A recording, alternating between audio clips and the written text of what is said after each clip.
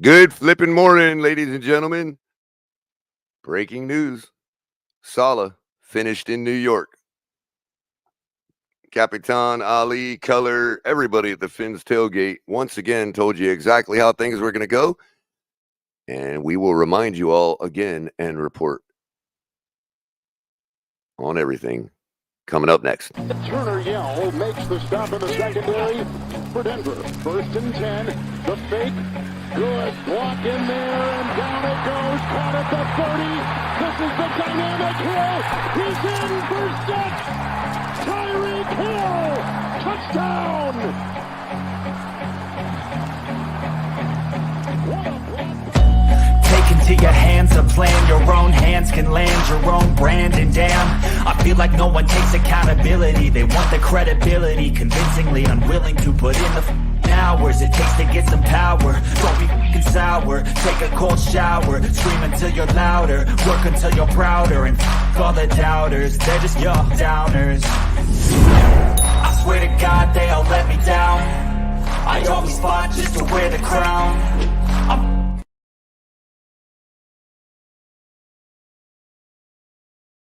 You and Saleh are good though. Big hugs. We did big hug, because we saw on the sideline fist bump, not a hug that one time. And then immediately, I guess like 6 days later, we saw in One Jets Drive, you guys hugging at the top of the ramp. That probably could have been a piece of content that could have been put out a little bit earlier, maybe to dispel the entire hug conversation. We're not making their content over there.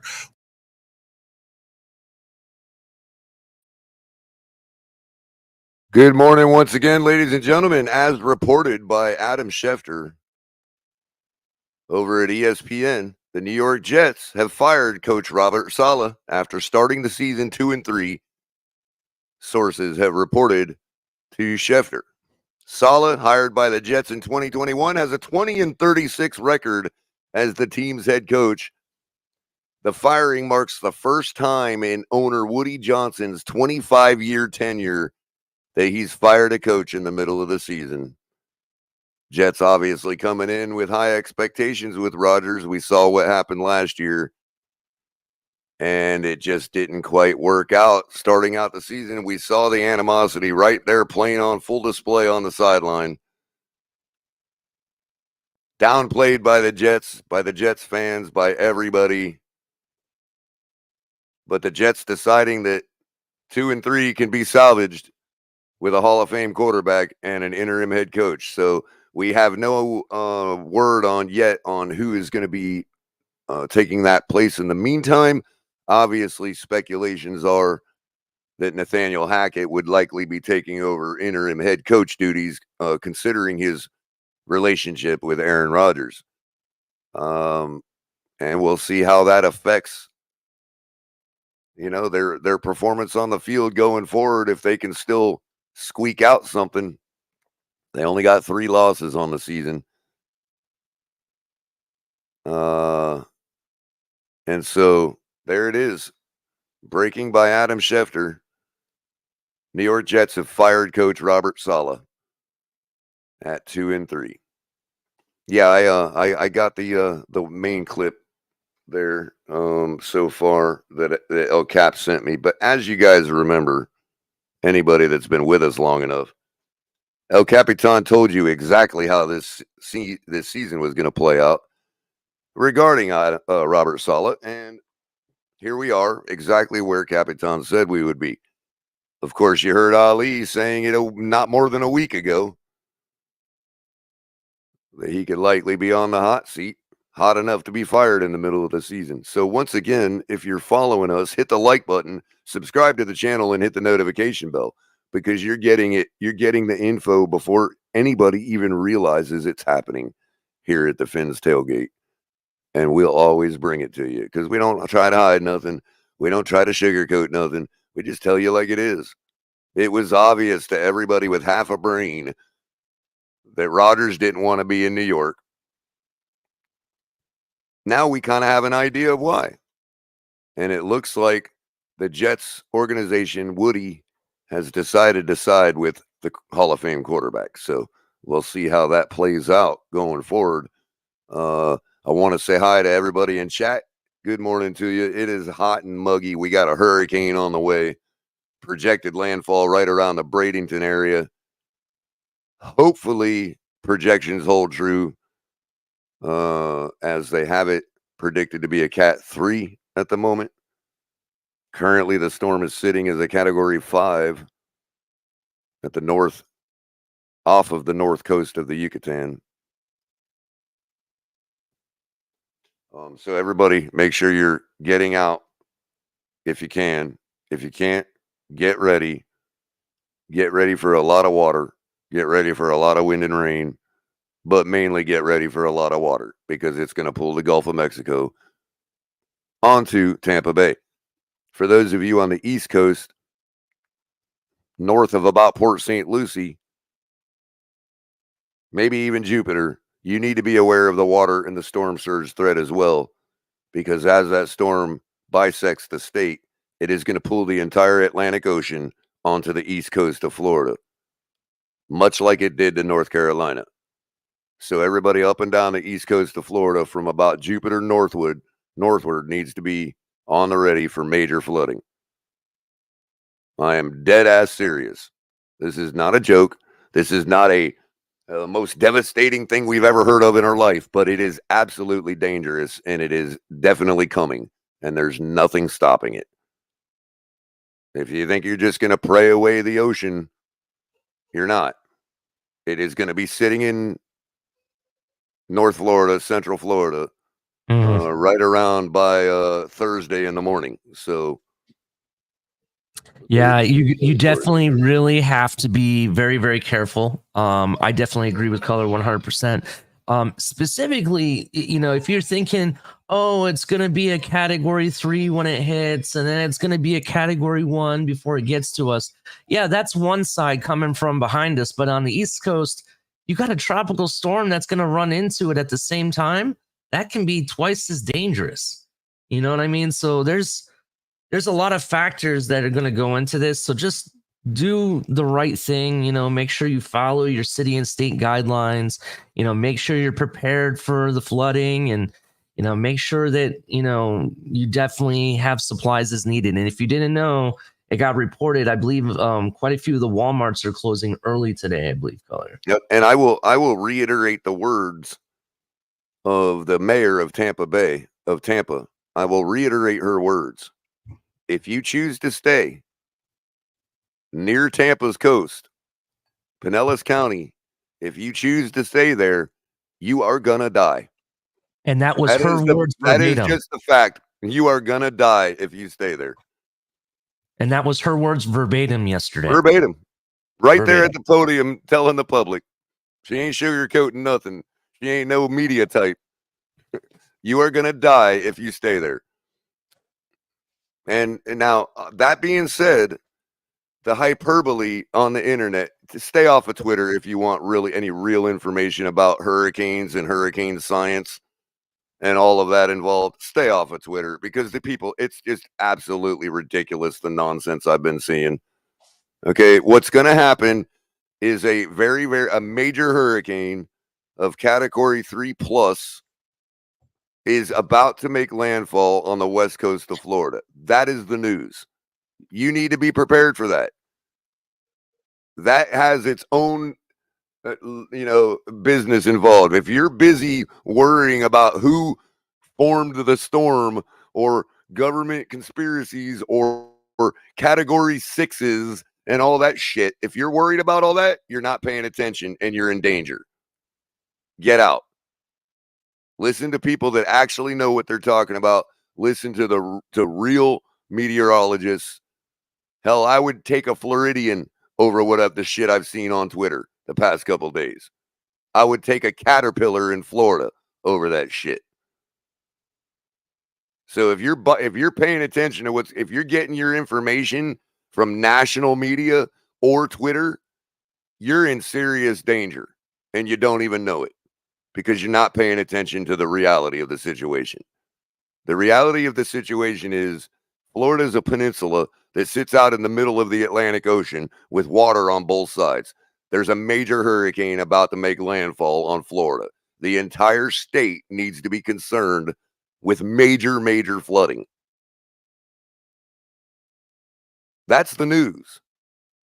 Anything beyond that, strongest ever storm in the history of mankind, all that nonsense, you're gonna get yourself killed listening to that shit. And to be honest, it is kind of true, because you think about it, it don't matter if it's a category 6 or a category 1, it's still dangerous no matter which way you look at it, right? Right. It could That's be a why tropical it's really obvious. storm coming, and it It would could be still pull the Exactly. ocean onto the Florida. In fact, Helene, by the time it got to South Carolina and North Carolina, I don't even think it was a hurricane at that point. All that No, flooding, nope. all that damage was a tropical storm at Right. that point. Right. But it's a tropical cyclone that rotates and pulls in the Atlantic Ocean onto North Carolina. That's what happened. It wasn't a Cat 5 hurricane. It was a flooding event because a tropical cyclone was rotating in the mid-eastern seaboard and pulled in the entire ocean onto North Carolina. That's about to happen to the east coast of Florida after the west coast gets their tsunami. Okay, so the bottom line is the entire ocean is about to be sitting on the peninsula of Florida, and it could happen with a tropical storm. All this category. First of all, there is no such thing and never has been. There's not even the idea of it. There's not even an official classification for a category 6 hurricane. There's no such thing, nor will there ever be. So stop it with the category 6 nonsense. First of all. Secondly, every storm would be considered a category 6 because we can't measure wind speeds beyond 160 miles an hour. We don't even know how many category 6 there's been or will be because we can't measure wind speeds that fast without the instruments breaking. Like, we're not even functioning in reality with half this shit, man. You got the content creators out there doctoring up images of this hurricane to make it look more violent than it is. And I understand the fear mongering, because without the fear mongering, people go to sleep. I get it. But there's no sense in saying that a worldwide earthquake is going to happen when there's no such thing possible. All that does is muddy the waters even more and put more people in danger. You got to give people the real facts here. And this ain't something like, political or where you can just make stuff up. People will die if they don't get the right information. So all this lollygagging, sitting on Twitter, talking about HARP and all this other nonsense, okay? There's a major hurricane heading for Tampa Bay right now. It'll be here within 36 hours.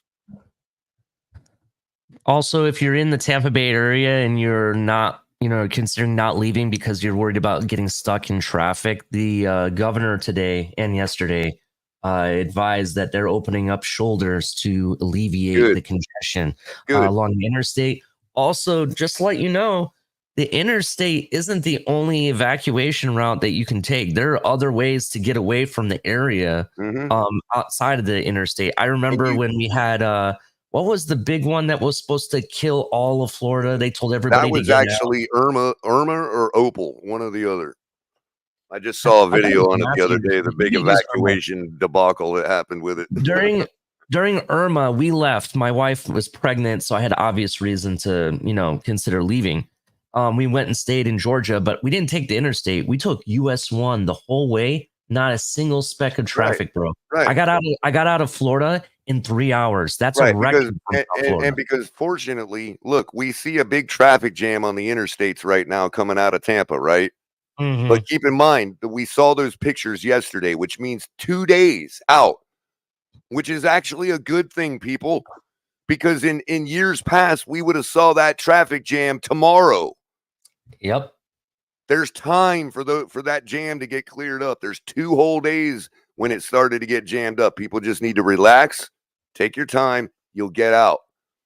We've got great warning systems. The fact that we know pretty certain what this thing is going to do 2 days out is amazing. Now, Nene points out hurricanes can jump at the last minute. Andrew did. Absolutely, I don't want to downplay the possibility of that.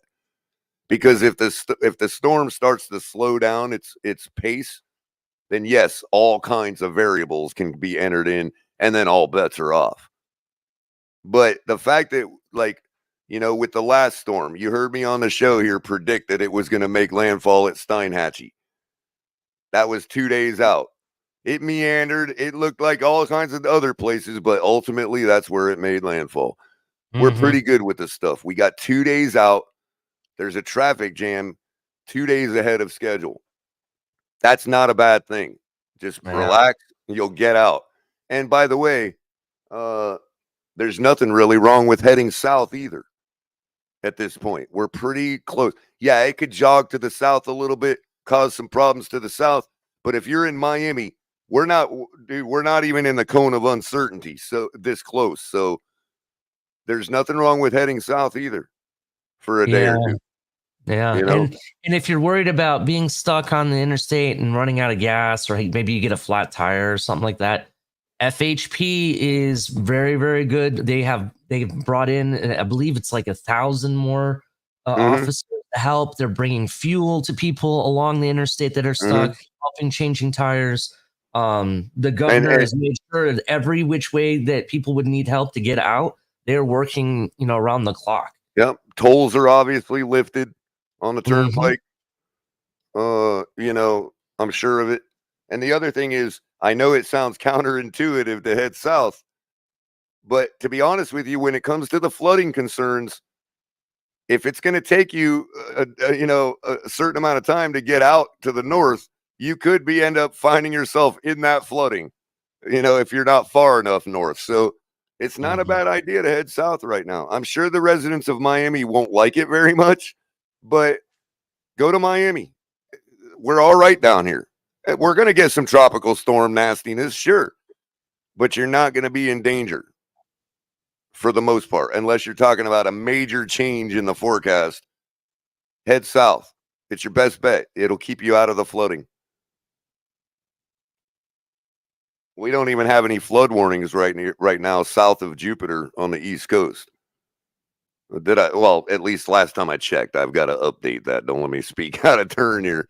Oh, that's a really good point, Nene. Thank you. I'm sorry, Culler. I don't mean to interrupt you. But this is important for people that are leaving. I would recommend to go to an ATM machine and pull out cash. With power, the governor already announced that you don't even need to expect power outages. There will be power outages. People are going to lose power. Ali, the power is still out for 200,000 people from Helene. Yeah. In that area. He's expecting even more. So I understand why people are going to be concerned they can't use their debit or credit card. Pull out cash so you have it just in case. You never know. And make sure that you have enough medicine if you're taking medicine and water, for at least 7 days to take with you. And if you're taking your pets, any pet food that's needed. I'm not joking when I say this stuff. I'm being very, very serious. These are things that you have to consider if you are evacuating. So as you can see, I've got the satellite image on the screen right here. Projected path. Now they do have it weakening and making landfall right at about a category 3, but this tells me right here it could still be a really high-end category 3, if not a weak category 4 still by the time, because this right here wasn't predicted yesterday. The fact that it turned to a Cat 5 wasn't predicted either originally. So it could be a little stronger. It could still be a 4 when it makes landfall. Keep that in mind. But as you the other storm that's coming from the east. That's this right here. That's what I was telling you. That's literally forming right off our coast. And if you look at the wind profile, you can actually see the center of circulation on it. Look at that. So let me ask you real quick, Ali. Let me finish. That system gathered when the hurricane was over here. That system was all right here in the Florida Straits. I told you all like 3 or 4 days ago that it was starting to circulate and would likely form into something. It's moved through the straits, and now the center of circulation is right off the east coast of Florida. What's happening is this is the steering force See all these southerly winds coming from the south? This is the steering force of Hurricane Milton. This is what's pushing it towards that northerly track. Okay. And what's happening is this northerly wind is actually the inflow of this low. Okay. You can see it flowing in. Okay. So this storm is actually the steering force for Milton right now. And what's going to happen, in my estimation, is that as this forms and clears out of here, they'll either join together. Milton will gobble it like a star eating a planet, or Milton will just follow right behind it, and you'll have a train of two storms going out to the Atlantic from here. So in other words, Milton is going to follow right behind this mass and its rotation and all that. If it's fast enough, maybe they could merge out here. Maybe not. Milton could also gobble it up, or it could gobble Milton up, one or the other, or Milton could just follow behind it and they both go off as two hurricanes, in line. So let me either of those things can happen, but it's this low right here and this weather event that's actually drawing Milton towards its northerly track. It's what's making Milton turn to the north. Gotcha. Along with all this southerly wind flow. I have two questions about this on this map that you're showing here. So my first question is, we have talked behind the scenes about a Fujiwara effect, right?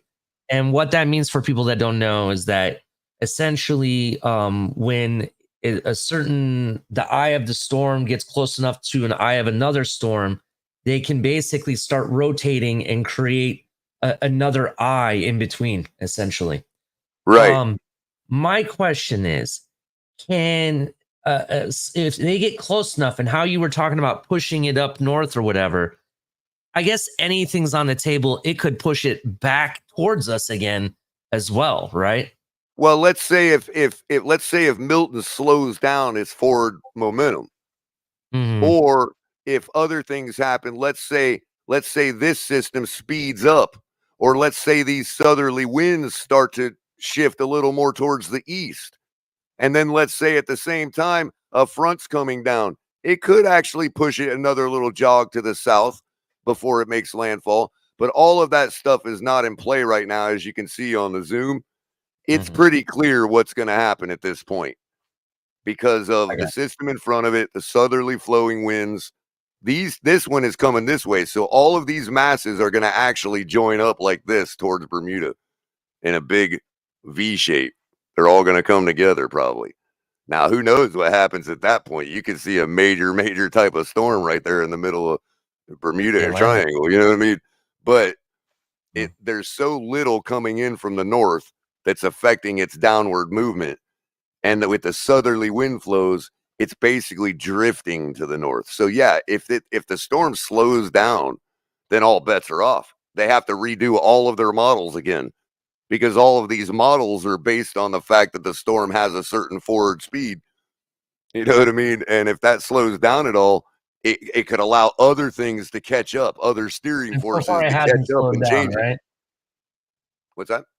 And so far, it has not slowed down, correct? So far, not as far as a little bit, because again, I texted you all yesterday and made my final prediction 2 days out, and I put landfall at about what's today, Tuesday? I put landfall at about Wednesday night at 11:30.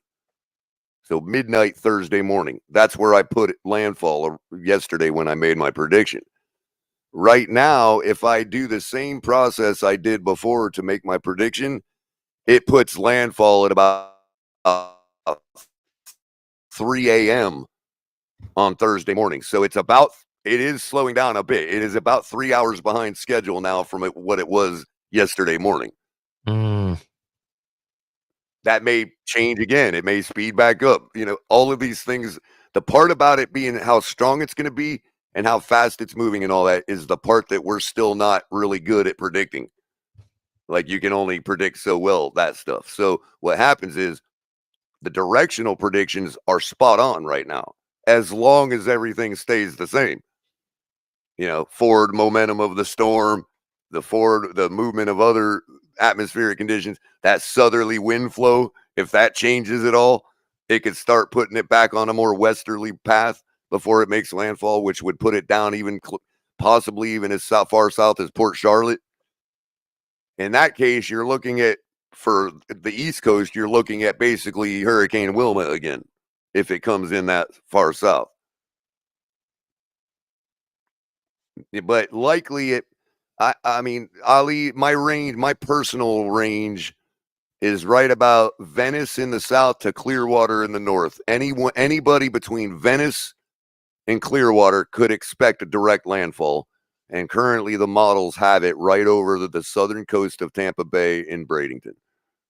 That's where that projected landfall is right at this moment. And I'll show you that on the wind map, because they actually have a really good way you can see it on the wind map. Let me switch over to wind. I'm there. So what I'll do is I'll put it right here so we can zoom in. And then what I'm going to do is I'm going to take the time slider and put it to the original prediction of Wednesday at 11:30. We'll go Thursday at midnight. And this is where the storm is now projected to be. Yesterday morning, when I put it on this same spot, the center of circulation was right over Sarasota. So the storm has slowed down a little bit, just a little bit, but not enough to make a difference. Now, if I put it at Thursday morning at 3 a.m., you can see landfall right there, right at about Sarasota, Bradenton. It's actually drifted back further south because this morning when I checked, this center of circulation was right over Bradenton. Now it's coming in a little south of Sarasota like it was showing yesterday. So we'll put it another hour ahead, 4 a.m. There's landfall right there at 4 a.m. Thursday morning in Sarasota. Now, that is completely predictive. There is nothing saying that's going to happen. That's just what the wind model is showing right now if I advance it into the future. That's landfall right there. Center of circulation is right at the coastline, and that would put it at just south of Sarasota. Sarasota getting the top end of the eye wall, and that would be pretty nasty. Now, like I said, yesterday when I did this, this was right about here over Bradenton, which is where they have the model still going, but it doesn't agree with the wind model. And if you want to see how this stuff actually plays out with the wind map, it's pretty interesting to see how the wind changes direction as it goes. So this is in the past. Once it gets to right about here, it'll be now. And then everything after that will be predictive. So right now it's predictive. Everything here on out is predictive. So you can see that's what the computer thinks is going to happen. And now they even have it drifting north. Yeah, they have it wobble north and then back to the south to still go right into Sarasota. So later on tonight or tomorrow, when it's about right here, people are going to think it's going to hit Big Bend again, but it's going to wobble back to the south and still go in at Sarasota, Bradenton. Of course, that's all prediction. There's no... you know what I mean? Like, don't ever bet on a hurricane and what it's going to do. Yeah. And if you do, make sure you use AB's money.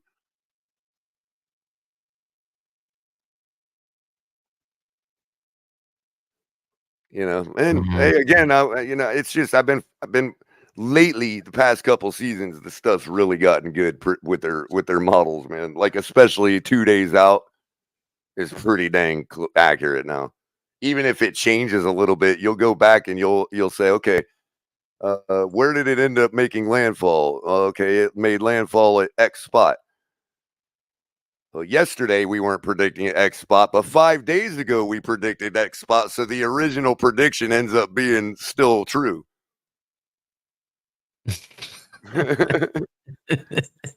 John Morales, huh? Is that the guy from Channel 10 or Channel 7 or something?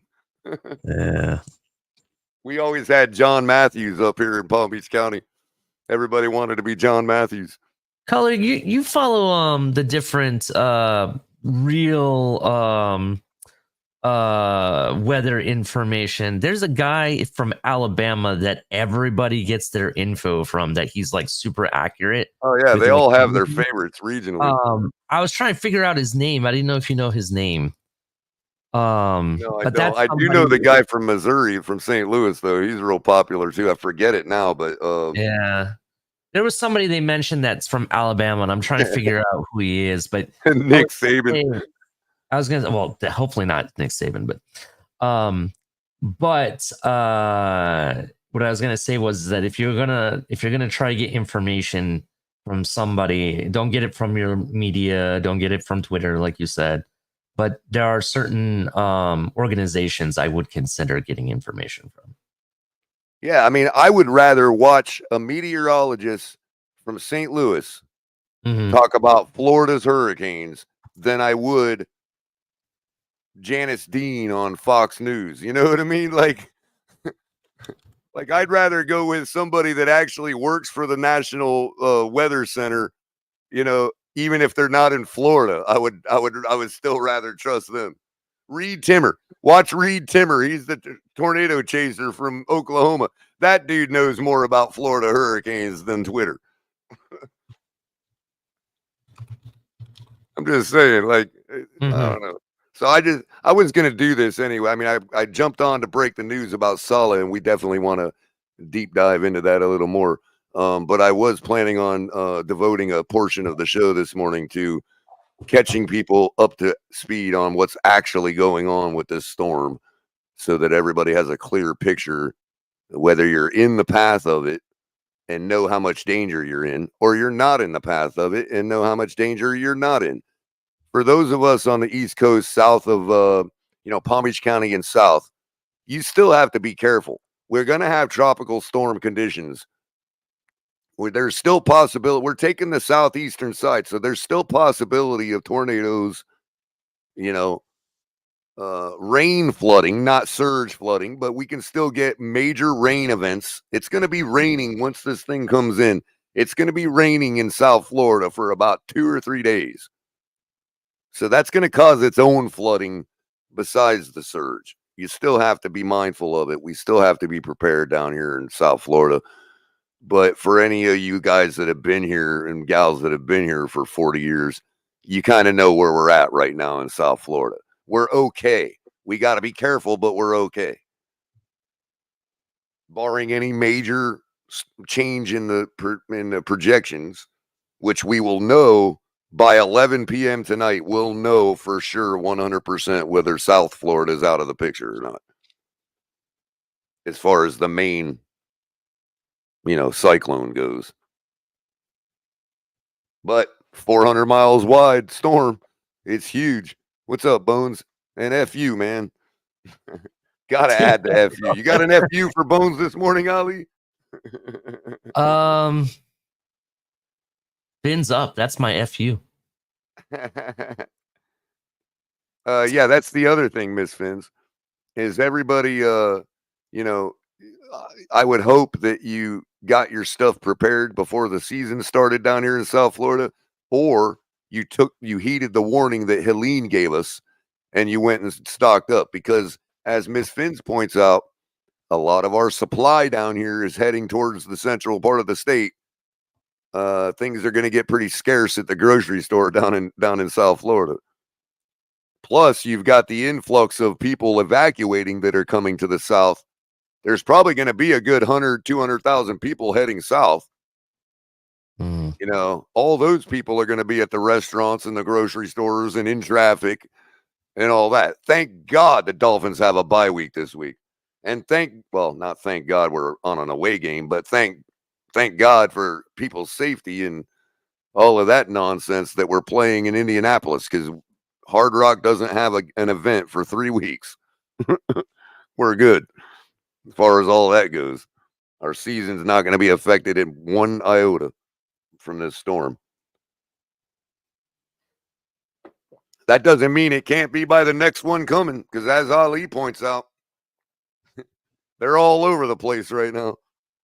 Yeah, and that's what made me think of the Fujiwara effect, bro. It just fascinated me, so I started looking into it. And we're gonna get to see that play out. Hopefully, we get to see something like that when once it exits out and we see what that other storm does. Maybe we get to witness something like that in the middle of the Atlantic where it doesn't put anybody in danger.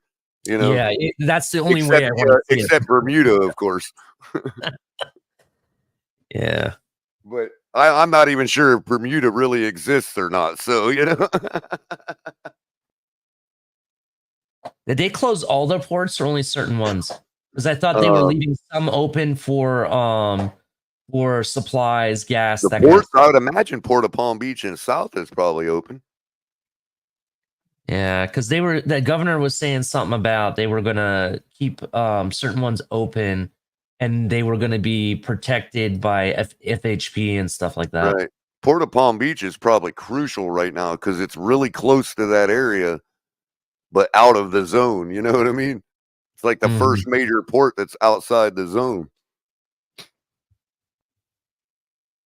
But yeah, Ali, I noticed on the storm. Let me pull those up real quick so everybody knows. Let's get into some of the minutia real quick, and then we'll get back into this Saleh firing and what it means for the Jets going forward this season. The one thing I wanted to show was the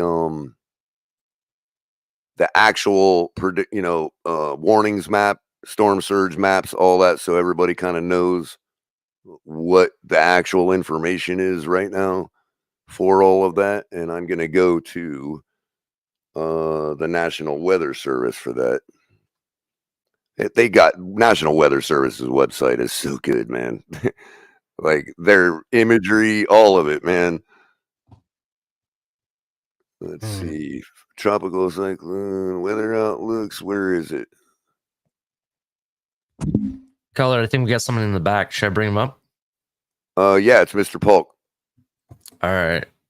Hey, Mr. Polk. Hey, Color, Ali, how you guys doing? What's up, Mr. Polk? Good. Well, like I said, had a little time, so I said let me jump up here with the Whoop Pack gang and hang out for a little bit. Yeah, thank you for the shout out, Mr. Park. If everyone doesn't know, Saturday Night Wolfpack, we'll have our episode on Saturday again, starting at 8:30. It'll be a lot of fun. I have a new subject to discuss and, real truths to come out. So thank you for everybody that came out last Saturday. It was a lot of fun. Yeah, yeah. I'm glad to see our family expanding with great shows. So please check out all our shows. Check them all out. Good takes. All right, here we go. We got this is the warnings map. We're gonna put, let's see, the track. We'll put, what's this? I think we got all of them on. Past track, we don't want that. Most likely arrival time of tropical storm force winds. No, we don't want that yet. Okay, so here we go. You got the pink. The magenta is the storm surge warning, which means you should expect a major storm surge within the next 24 to 36 hours. And as well, you can see southern Florida on the East Coast has now been upgraded to a tropical storm warning. So that means we will be expecting tropical storm force winds within the next 24 to 36 hours. Guaranteed. And that extends all the way through the Keys. The entire west coast of Florida is under a storm surge warning, and everything north of like Port Charlotte, Naples area is under a hurricane warning. That extends all the way up to the Big Bend. And on the east side, everybody from Color. What's I got that a north question. of you? What's just north of Port St. Lucie there? What is that right there? Fort Pierce. Lakewood Ridge or Lakewood Ranch. or Lakewood Park. Yeah, Well, Fort Pierce. So basically, the line is just before Fort Pierce starts the hurricane warning. So that's just outside, Ali. You're just outside the cone of uncertainty. Look at that. The bottom part of it is I right think at it depends Fort on Salerno. what cone you're showing, because the cone that you showed in the map before this one had me in that cone of uncertainty. Well, it's Stewart is the bottom of the cone. This is from the National Weather Service itself. This is from the National Oceanic and Atmospheric Administration, National Weather Service. Caller, I got a question for you. I just read somewhere that, because yesterday they had it at a Cat 5, and then they said it dipped, and then it's going to rebound to a Cat 5 again. Is that accurate? I mean, that's not what the model's showing. That's not what the storm track model's showing, but it could. Absolutely, it could. Okay, just curious. Remember, we're getting into fall, and this is why you don't have a lot of Gulf storms in the fall, because there's a line, and it's very distinct in the Gulf of Mexico where the water is brutally warm and then goes to just, slightly warm. And that's right around the Tampa line. So as it approaches, it's more predicted to weaken because those waters are getting more shallow and cooler this time of year. If it was July, you're talking about warm waters up into the Panhandle, and that's why you get a lot of July storms in the Gulf. Right. And for those saying that this has never happened before, that's also hyperbole. There's been plenty of storms that form in the Gulf in later part of the season, most recent being Hurricane Opal in 1995, formed in near the Yucatan and headed and made landfall in the Panhandle of Florida. That storm formed on October 2nd of that year. Hurricane Mitch, 1998, also formed in the Gulf. Yeah. This whole idea that this has never happened before is just so ridiculous. That was just a cursory search. I didn't even look hard at historical storms that have been formed in the Gulf late in the year. It's been plenty. All I did was like quick search, and it was the first two ones I came across, 1999 and 95. That wasn't that long ago, Right. Now Milton, actually Milton did downgrade to 145 because of wind shear, but now it's back up to 150. Right. Which means category 4.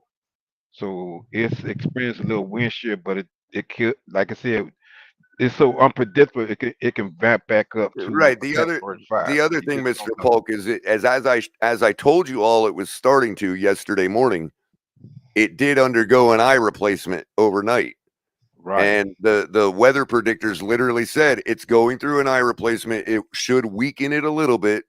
Once it reforms its eye, it'll be back to where it was before the eye replacement. Right. I even predicted the eye replacement, Ali. Just looking at the satellite imagery, man. I'm like, this thing's going through an eye replacement. It's plain as day. A couple hours later, we're expecting it to start going through an eye replacement now. Is what it looks like. It's going to weaken a little bit. I'm like, dude, why don't they just like call me up? I can give them the direct line to my Caterpillar. He crawls right on my windowsill here. He tells me everything I need to know.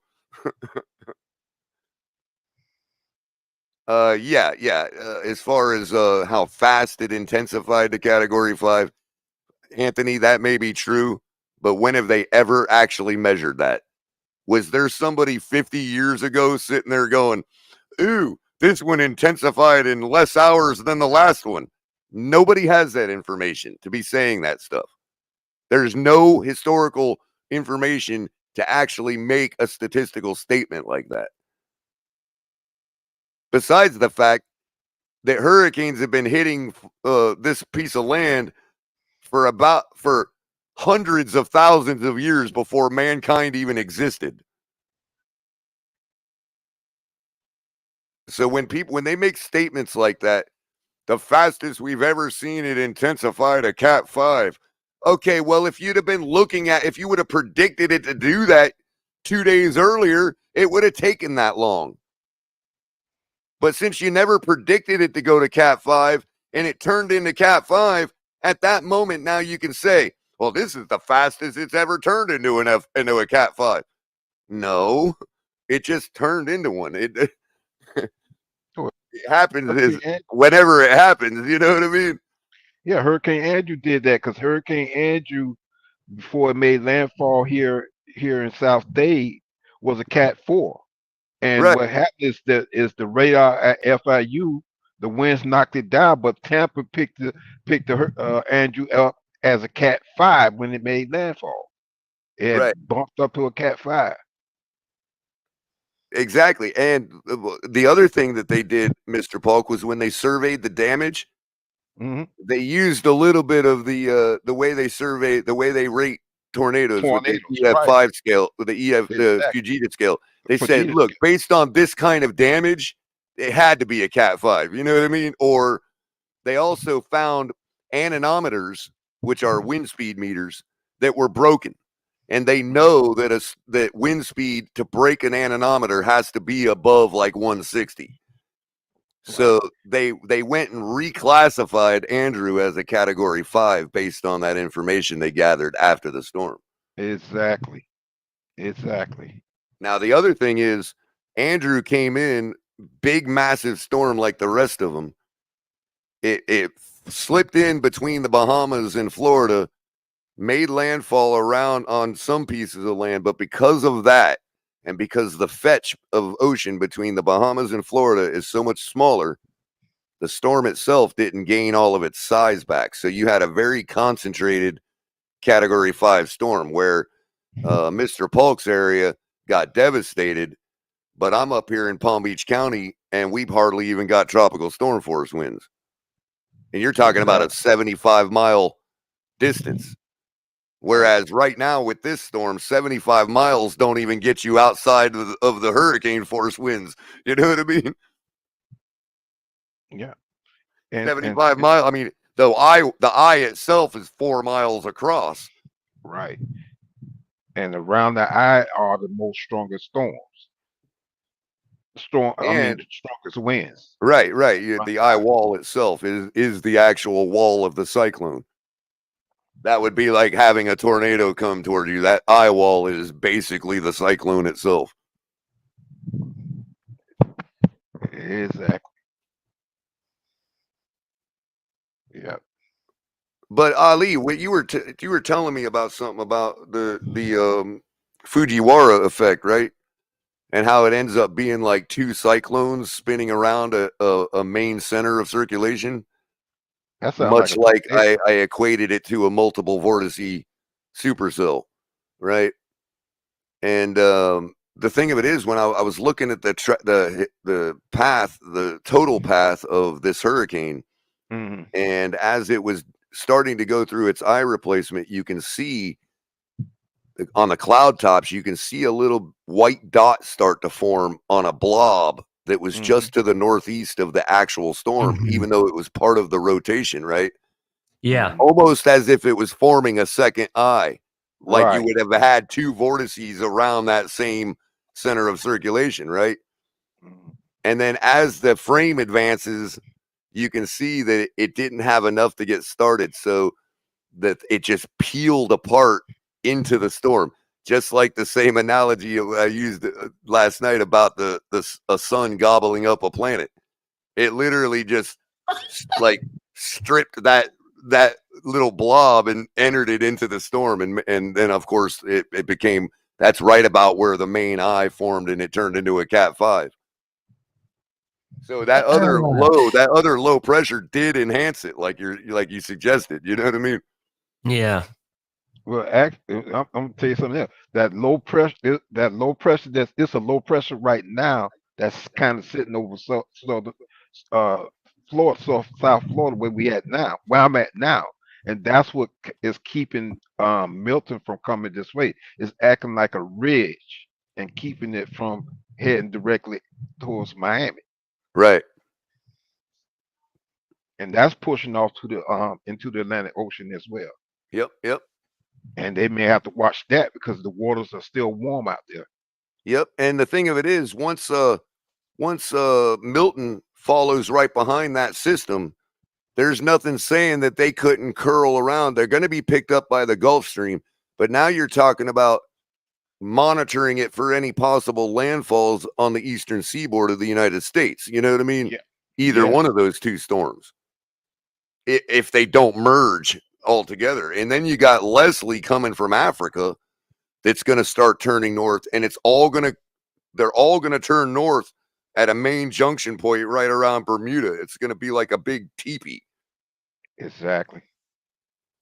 So you could have 3 storms merging with each other out in the Atlantic by the time it's all said and done. So this is the tropical storm force wind speed probabilities for the state. As you can see, the probabilities smear out in a Schrodinger type model. And then you got the hurricane wind speed probabilities right now. As that moves forward, obviously that strip of red and purple will start to advance into the state of Florida. Yeah. And then you got the 50 knot wind speed probability. But there's one thing I wanted to show you real quick, the satellite imagery. And we're going to go, I'm going to try where was it? The cloud tops. That's what I want to look at. Let's see. Where are the cloud tops? We're going to go right to this one right here, cloud top phase. I got some interesting factoids about the next subject, caller. Yep, this is the last thing I want to show regarding the hurricane. So this is the cloud top phase. Look at that. That is absolutely amazing. Yeah. Do you realize how high those clouds have to be for them to be that color on this image? You're talking 40,000 feet, man, at least. That's why the planes have to go all the way around it. They can't go high enough. You know what was interesting about the hurricane? So they had what they call hurricane hunters, right? Flying into the eye to kind of get, measure and kind of see what's what. There are birds in the middle of that eye flying stuck in the eye right now. Oh, yeah. You notice here too, Ali, another blob forming. So this is what happened earlier when the eye was replacing, right? This little blob actually showed, you can even see it. See the cloud tops? You can actually see the little bit of white, like almost as if it's forming a second eye in that little blob. And then the storm just eats it. So you've got the overnight satellite imagery is blank. That's always like that.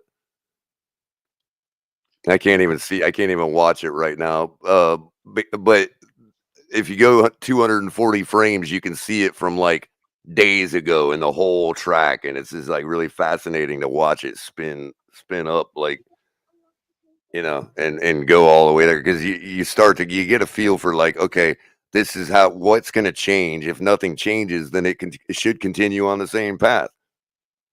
Yeah. And just to mention, Color, one of the planes that been checking out Milton is out of Biloxi, Mississippi, and then the other one is in the Tampa area that's been checking out the storm. Yep. The other thing I always wondered, like, these storms get more destructive, so they say. And I'm always wondering, like, when did we start dropping metal cylinder tubes inside of the eye wall of a hurricane with a hurricane hunter? Like, you know how many metal tubes they drop into that thing through the life of a storm to measure it? Where do all those tubes go? That's a good question. But here's the new technology. Well, real quick, Mr. Paul, how come we've never seen one of those tubes lodged into the side of somebody's house? You know what I mean? Right. Well, if it's over water now, they're using they have the new technology now are the buoys that they have in the ocean, and those buoys have instruments that measure the strength of the storm and everything. So they still using those cylinders, but now they Oh got yeah. boards all in the oceans now that they use to also get the information about the storm. Yep. You know what they used to use back in the 60s and 70s, right? Or 50s even. They had a guy on in Jamaica and in the Bahamas with a walkie-talkie Oh my with a goodness. ham radio. Hey, we just got hit by a major hurricane. That gave you like a day or two warning, you know what I mean? Color, I got your And you answer. still didn't know where it was gonna hit. You just knew that the Bahamas just got hit, you know? I got your answer about the tubes. Okay. Somebody actually So asked that? Wow. yeah, so the tubes that are dropped into the hurricane are generally dropped when the hurricane is over the ocean, not when it's made landfall, first of all. Right. So they get And spit out second the of all, outflow of the storm what into the happens is ocean. they're designed to drop and sink to the ocean surface, right? Okay. And where they're not recovered whatsoever. Okay. So technically, we're polluting when we do it.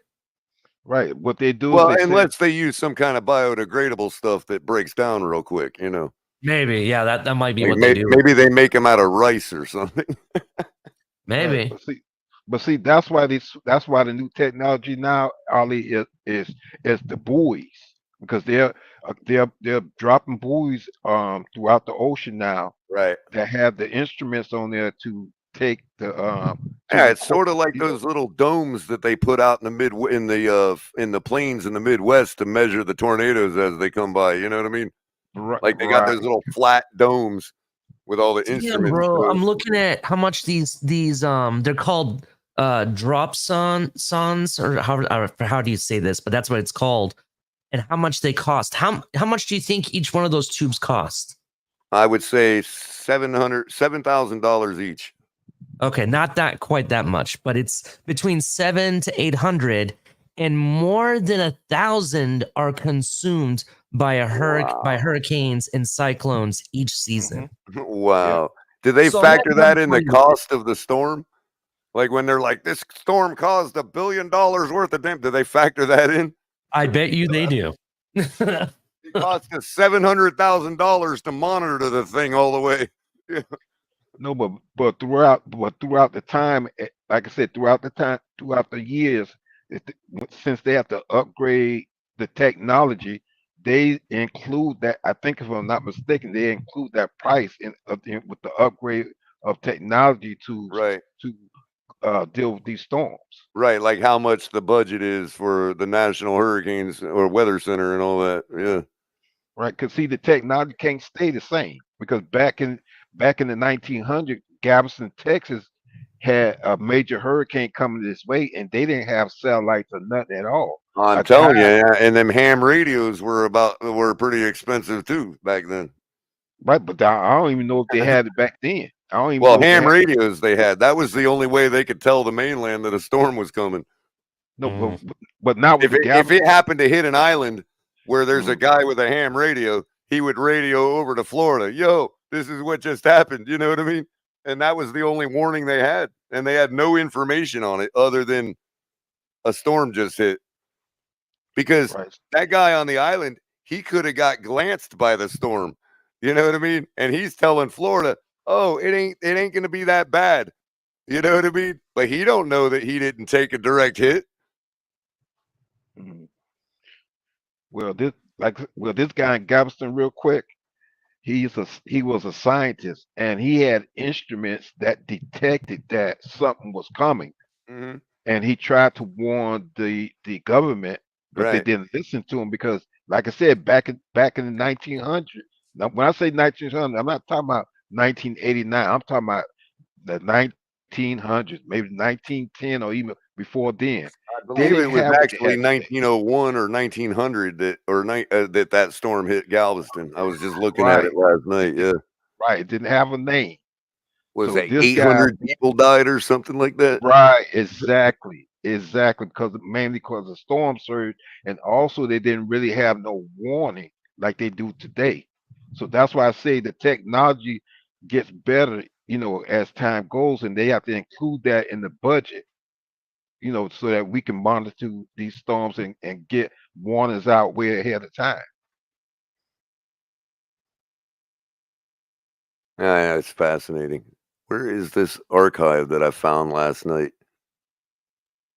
Oh, here we go. Historical hurricane summaries. And they got Galveston, 1900. Said this killer weather system was first detected over the tropical Atlantic on August 27th.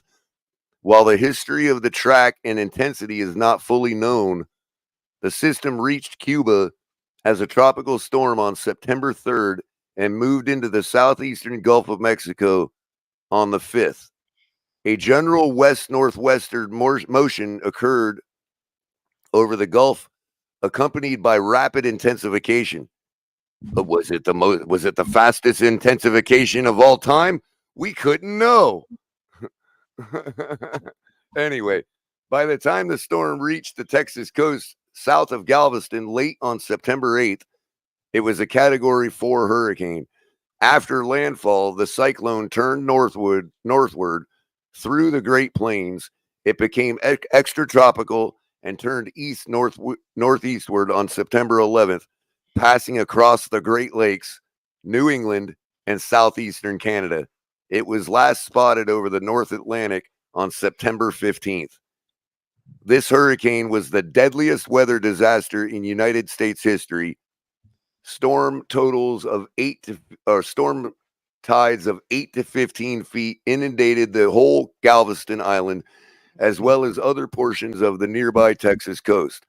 These tides were largely responsible for the 8,000 deaths.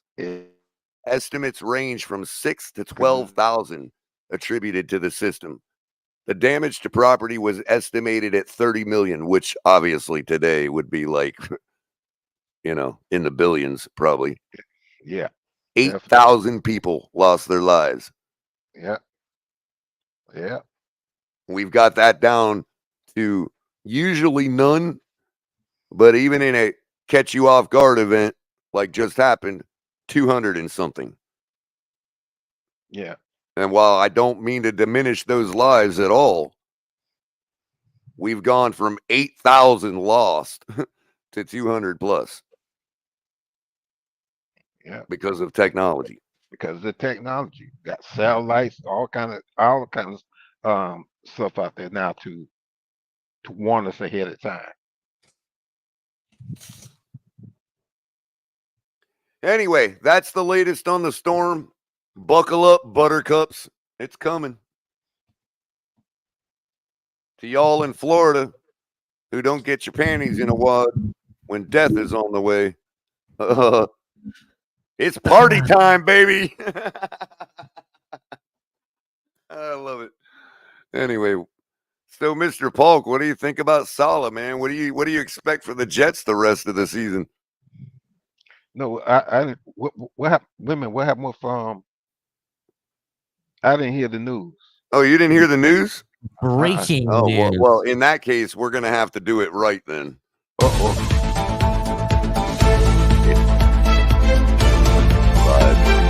It broke a few minutes ago, and Mr. Polk is late to the party.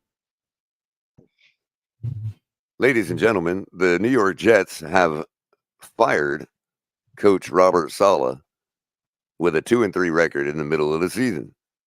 It marks the first time Woody has ever fired somebody in the middle of a season. Wow. We do not know who is going to take over as interim head coach, but speculations are Aaron Rodgers' buddy Nathaniel Hackett would likely get the job. That news broke. Hit the breaking news. Hit again, Color. Hit the breaking news, Color, because that news broke.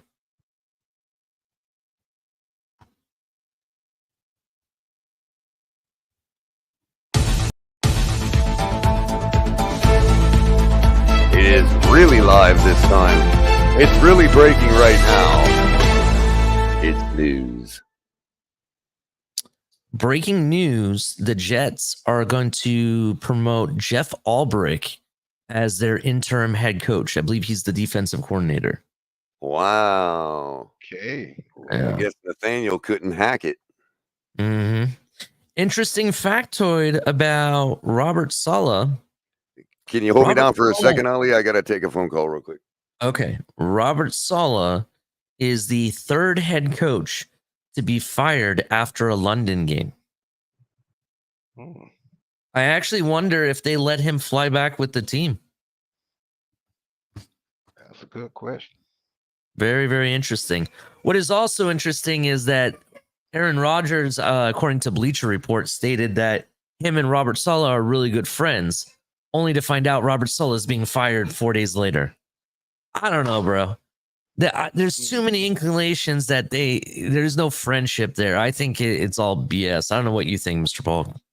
No, I think it is too, because I don't know if it was the last game or game before when Aaron Rodgers came out the field, Saleh came up to him, I guess to hug him or something, and Aaron Mm-hmm. Rodgers pushed him away, and Rodgers had a look on his face like what are you doing, or why are you giving me a hug?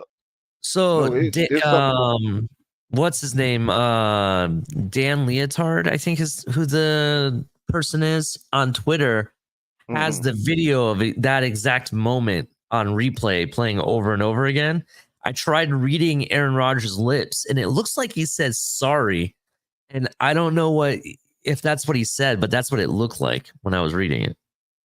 Right, but there wasn't nothing good about Mm-hmm. that little, how should I say, that eye to eye contact they made. Yeah, it was very awkward, very awkward. Yeah, yeah. Let me ask you this, and I have been talking about this since last season when they got Aaron Rodgers in the first place. Are we really surprised? Are we really surprised that they have amount to really nothing? And I know we're in the mud right now because of our situation, but I'm just talking about the Jets, right? We've seen this experiment before. They went and got the top best quarterback they could get, from Green Bay, Brett Favre, did the same Mhm. exact thing, and it didn't work. It blew up in their faces, and it just doesn't work. Are we surprised that this is just the same experiment happening all over again? I'm not surprised, and to kind of add in, Geno Smith didn't do well with the Jets neither, even though he's having success out there in Seattle, but he didn't do well with the Jets either. So, tell you the truth, I'm not surprised there's something going on in that organization that we may not know of. Yeah, that's definitely true. Carlos says Rodgers should have stayed home in Green Bay. Maybe. I honestly think he had a chance to go to San Fran, but I don't know why that didn't work out. I would have liked to see him go home there and see what he did. Yeah, because going back for him to stay in Green Bay, I don't know. I think there was some friction going on there as well toward the end of his season with Green Bay. Maybe, I don't think Rodgers don't like that new paradigm, man. Yeah, he might be right. He might be right. You don't like that foo-foo LaFleur Shanahan Saleh system. Color, he got a way of saying that. Jose M says, Ali, it does work. That's why they do it. You don't sell your fan base a Super Bowl, you sell a vision and jerseys. Yeah, don't we know that? Yeah, we're in that same boat, bro. Jose's been paying attention. The only difference is we didn't go out and get the Hall of Fame, future Hall of Fame quarterback. We just got the future Hall of Fame wide receiver and defensive back. That's true. That is definitely true. They, like I said, they giving us uranium instead of 14-karat gold. Yeah, and we drafted the next Marshawn Lynch. Hot take. Do you think, and I'll tell you what I think first. Could you imagine the Raiders not trading Devontae Adams and somehow acquiring Aaron Rodgers? Does that change the NFL at all? Oh boy, that's a good That question. wouldn't happen this year. Well, I don't know. Let's say it did. Would it change the season? Do you think it would be? Would it change the Raiders' trajectory for this season at all? No, I don't think so. Hmm. I think it would be almost the same thing as Adams going to New York.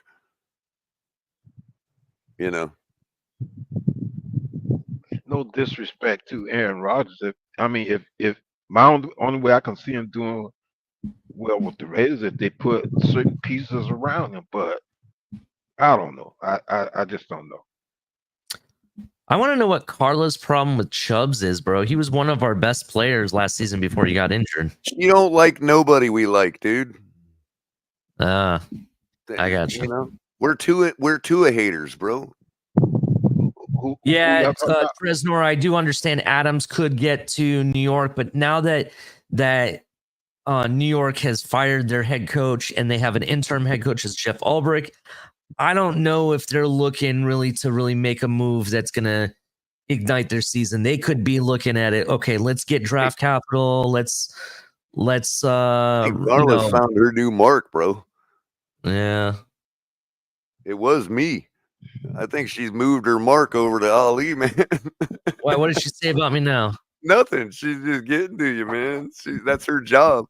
Oh no, I was the queen of the Carla's the queen of the trolls, bro. She's the troll queen. Maybe it's my mustache because Carla's been coming after me since I got a mustache. Well, somebody else too. Forget who. Maybe it's Sal. Was it Sal or I can't remember. Somebody called you the Timu Sam Elliott or something. The Timu Sam Elliott. Yeah, I forget who it was the other day. It might have been Michael K. Who is Sal's team? Because he's not a Dolphin fan. What fan is Sal? Because I don't think he's a Dolphin fan. Oh, he's a Buffalo fan for sure. Or a Buffalo fan, one of those two. Okay. So it matters. He's not a Dolphin fan. so I decided to gear up and put on my my cloak of invincibility and go into a Buffalo space yesterday, a YouTube channel, right? Mm-hmm. And it was the guy was all right. He's a good content creator, but I found Miss Finn showed up in the chat. All right, next thing you know, hold on, Culler. I gotta address Carla real quick. I'm gonna go on camera. Make me go solo. Let me go solo. How do I do that? You're right. I got it. I do have a goatee with the stash, Carla. Just so you know, and just so you know, I have white facial hair. I'm a lot older than what people think. Uh-oh. All right. Thank you. All right, now we can go back to the show. Go ahead. What's on my Tresner says Culler is in fact the Timu Sam Elliott. No, I'm more like Publix brand Sam Elliott. I do have some value,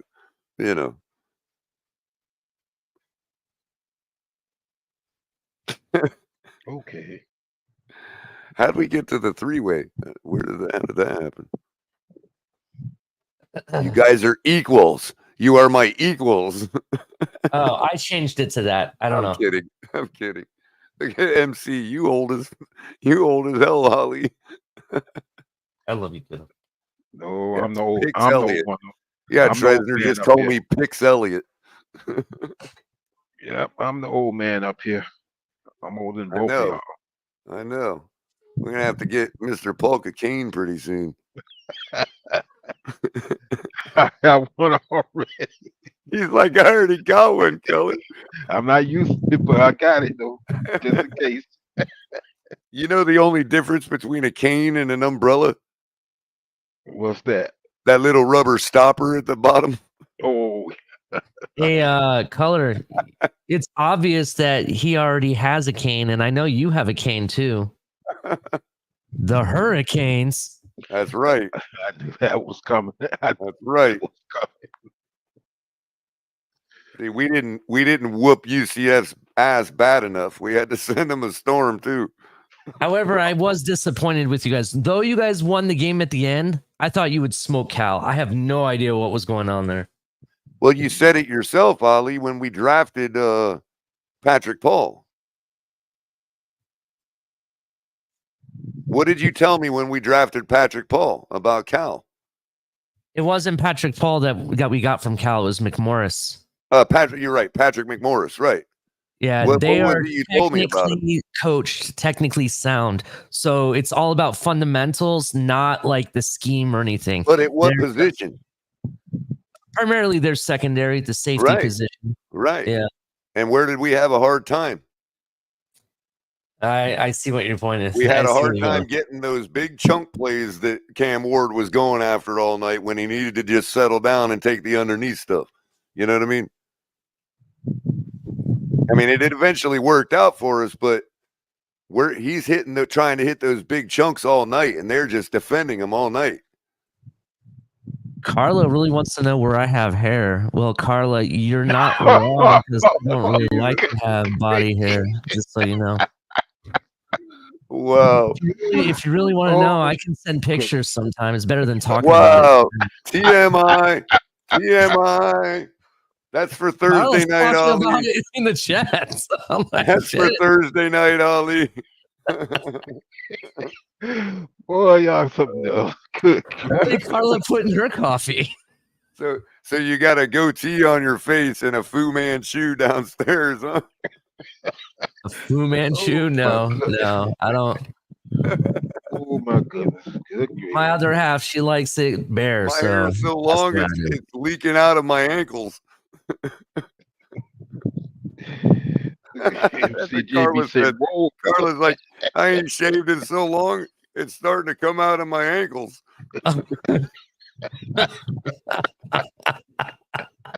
Well, y'all Rascal Court, you're so wrong, bro. Oh my well, y'all, oh my goodness, boy, y'all hurt me this morning. Saturday night show all of a sudden. that gets a post. Raphael says Ali and Carla want to bump ugly. Good grief.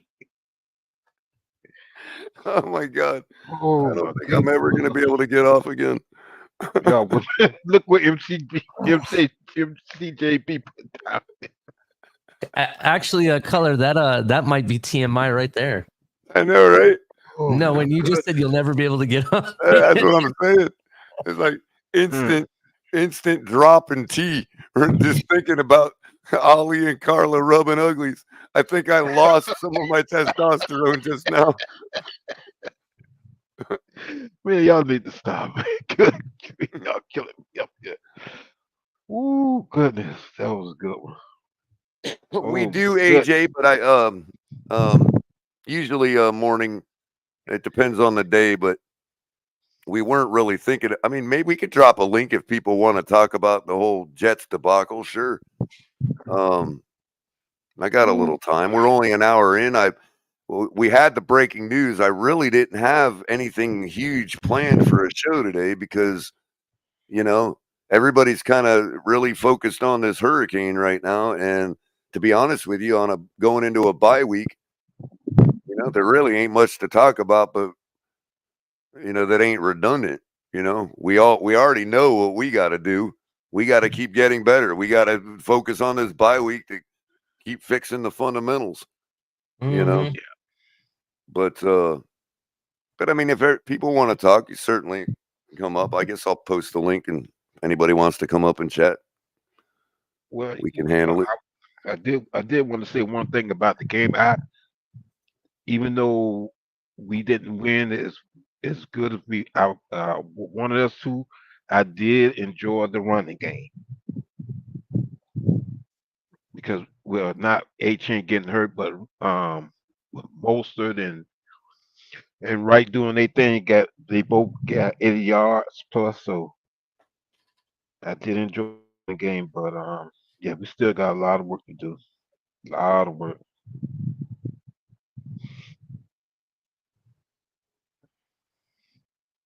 Yeah, Mr. Finisher, how you like that? They fired Saleh. I mean, that's a I shock. technically called it last week. I was just 1 week too early. Saleh ad-Din. MCJB. What's up, MC? Are y'all still in Florida? Man, I had to evacuate. I really had to evacuate. I'm sorry. I'm not You dealing live with in Orlando. Why did you have to evacuate? Well, one, I had to see my family. 2, they closed my job down. So hell, fuck it. I'm They in closed the Gainesville, Orlando so airport. I'm That's kind where I of work. inland. You in Gainesville? I'm like inland. No, he's in Yeah, I'm Orlando. in Gainesville. No, Yeah, I'm in Orlando. yeah, Alex, Ain't you're no gonna city. get a lot of water next couple of days. Jesus Christ. You did right, MCJB, because we never know what's gonna get loose at Walt Disney World with all that bad weather. Mm-hmm. You also up in Gainesville, you got to worry about the Wait, y'all didn't occasional tree evacuate? going into somebody's home. Oh my gosh. Y'all not? Hold on, time out. Y'all are not evacuating. Y'all are staying down there. We're fine, man. Where? We're fine down here. Shit. Yeah, South Florida We're should be season fine. Y'all crazy. hurricane people. We don't need to South evacuate Only unless we way, really only need way to. we're in I guess trouble I'm is a if some bigot weird then. thing Fuck. happens with the storm track. That's the only way we're in trouble. And trust me, Well, damn. if something weird happens right now and it We in changes trouble. direction like Well, that, hold on. South Florida's fucked because we ain't prepared Yeah. for shit Yeah. right now. Hold on, I don't think. Are you getting? I don't think y'all are getting hit though as much. I thought it was going more up north. It Towards, like is. me. So you're Projected fine. I'm not landfall is I right just wanted into to make Tampa sure Bay. where he's in. I know where he's. I'm not gonna say it, but I know where you're at, Ollie. You should be duck. What's the word? Ali has a little bit slightly more concern than me. And if you're in the Slightly. coastline, then Fuck yeah, that. that's bad. If you're in I the go to coastline, it gets wherever bad. backup place I can find. Fuck that. What Ali doesn't want to happen is it to hit on the southern edge of that projection because he'll get inundated with floods from the Atlantic Ocean. Yeah, we're already under a So- flood warning right now. So Mhm. I was Yeah, watching it's the bad. Weather Channel, and it said that Tampa and Sarasota is going to get like 12 to 15 feet of rain. I don't know if that's right, but Yeah, that sounds that's about what it right. said. Where they're gonna be able God, to swim outside. Bro, that's It'll be bigger crazy. than me. I'm only 5'8". Right. Bro, shout out to the What? mayor of Tampa. I couldn't believe like how frank she was about it. You're going to die. And I'm like, Whoa. holy shit. Whoa. She did. So, She but said, she- "You stay in Pinellas County, you're gonna die." Damn. That's So what what do she you just said. do? I I mean, believe it. guys I was like, holy evacuate, crap. cool. Guys evacuate, cool. But like, what do? You just leave your house behind? Just That's all you can do. That's all you can do. The, But I the, will the say, house is Jupiter the did house say- is getting taken. Whether Yeah. you're there or not, the house is getting taken That's in true. that Yeah, storm the surge. governor. That's why I evacuated. And if you're worried about people looting and stuff, the governor said that they brought in extra officers to do patrols and stuff to try to deter all of that from happening. And they are going to hold people accountable and even verbatim for the governor, we're going to throw the book at you really hard and fast and quick. There's going to be no red tape involved. This is a Category 5, the other controversy that's brewing up right now is Florida emergency management officials are scrambling to get all of the debris from Helene cleared out. Apparently, there's this whole area where they've basically put all the debris and all that, and that's like right in the path of this storm. So they're scrambling to get all that debris cleared out of there. I saw a report this morning about it. Right, because they open up all the landfills to try to get as much as they can into the landfill. Exactly. Now all that stuff's sitting there like a sitting duck, right in the direct path of this storm. Carla is hilarious. Oh my God, Carla, what do you do? Oh my God, dude. Oh, well, in that case, Carla, I played wide receiver. Good. You know, I got some pretty long fingers, you know what I mean? Just saying. And let me say salutations to Carla Williams, but you are tripping down in the chat room. It's good to see you. Carla heard long fingers. She had to go change her underwear. Whoa. Carla, this is the morning show still, right? I got here a little late. I don't know. Apparently, Ollie, we're 3 minutes away from noon, but yeah, it's still the morning show. I'm waiting for Carla's next comment to what you said, Color. Oh, I got an LOL on that one. Oh, you got an I haven't seen it yet. Sorry. I got a little. I was expecting a comeback like, what underwear? No, I'm just kidding. That LOL looks strikingly like a wink wink. Oh, how do you guys feel about getting Robert? That's mean. No comment. Ronnie Jesus. No, but Oh, MCJB, Jesus. when they say 10 to 15 We're all feet, gonna yeah, die. use your height to measure. Use your height as a measurement. Well, shit, me. I wish I was 12. I wish I was 6 feet. God damn it. Hey, make sure Not even close to that. I'm short. if you're a believer Well, I'm not and too you're short. staying in Tampa, I'm above average. My bad, Color. hey, Go ahead. look, if you're a believer and you chose not to evacuate, That's on you. better make right with your maker. Yep, I'm in the ATL right now, so screw it. Yeah, But man, I I Oh, will hope you're I will Gainesville lucky. doesn't You're get hit lucky evacuate because hard. right this now. one That ain't gonna shit's do what unfair. Helene did. It's just gonna exit out of Florida. It's not gonna Mhm, slam up into Georgia. I mhm. hope No, Gainesville doesn't I'm get in hit North hard, man. Georgia, so I it really ain't do. coming nowhere near me. Hope to God it don't. I hope Gainesville doesn't get hit, bro. I like hard. It So look comes at north. this. Daniel Taylor saying Saleh was stunned by the decision, I'm told. Showed up to What? the office early this morning expressing optimism about their chances of beating the Bills on Monday night. Then he got the news. Wow, boy, That's Wow. they gave him his pink slip at the. Oh my goodness. Carla I wants mean, is calling no joy. It's time for me to evacuate the chat. We like you here. Carly, I you're mean, if cool. they could, they should have just cut Aaron Rodgers, man. Cut Aaron Rodgers, bro. Jesus Christ. They They could can't. have. They'll I be know they can, but underwater like, in money. I know, but Well, like, it's his off. It's his fault, bro. I don't care. It's they just scapegoated Saleh. They've been trying to Yeah, pretty much. scapegoat him. People see, this is the thing that I don't understand. Like, people are shocked by this, right? Why are you shocked? Why is he shocked? It's not. It's not like it's been a secret that they have been trying to fire him for the past 3 seasons and finding a Yeah. reason. This was just, you know what? We're 2-3. We haven't gotten the expectations we wanted. Fuck it, we're doing it now. Yeah, Not but only like, that, not only that, but when you look at your record at 2-3, okay, Yeah. it's early in the season. You're not 0-5. You're not yeah, 1-4. You're 2-3. You're Yeah. almost to 500. Okay. And you've got Aaron Rodgers. So they're looking at it like, do we still have a chance to compete firing our head coach in the middle of the season? Well, yeah, because you've got your head coach at quarterback, apparently. hmm, You know? it is. yeah. You can't be a defensive coordinator and a head coach. You either got to be a defensive coordinator or a head coach. You can't just. Well, for instance, if you're talking about fighting for wins the rest of the way because we fired our coach, that's not a signal for them to tank. That's a signal that they're willing to roll the dice with no coach and Aaron Rodgers rather than Saleh and Rodgers with the animosity they have. You know what I mean? Yeah, yeah. I kind of see Because this coming that from. defensive coordinator that's taking over the job, he ain't going to say one word to Aaron Rodgers. Mm-mm. So this is now the Aaron Rodgers, Nathaniel Hackett show. That's what it is. Good luck. That's all I got That's to what say. they Good wanted luck. it to be from the beginning, and Saleh was getting in the way. Man, good luck, bro. I don't know why they didn't just come out and say that from the start of the year. Like, we all knew this was going to happen. Capitan sat here on the show and told you exactly how the Jets season was going to play out. Ali just told you a week or two ago the guy's about to get fired. And here we are. Yeah. That's I've for been sure. talking about how I the don't know how many Jets times were gonna I've be in told the- you all that Aaron Rodgers don't like the city of New York and don't want to be there. Yeah. You know? And we told all of you that the Jets hype was overhype and that the same result was going to happen, just like what had happened when Brett Favre was there. I mean, Fat L. it's pronounced already there. Fat L.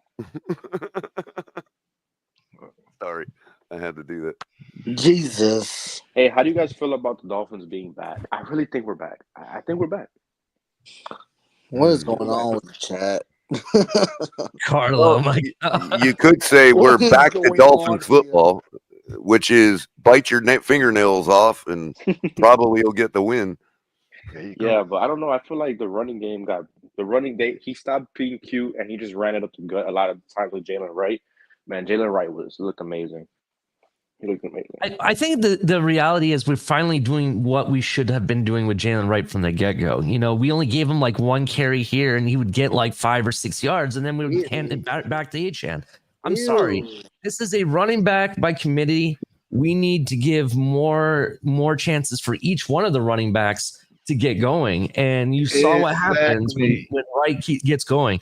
And I understand you're trying to incorporate Achane in the receiving game more. That was evident in the first 2 games. And it's just a matter of, doing right now, not having your star quarterback. Just do what works. Don't move off of what's not working. You know what I mean? I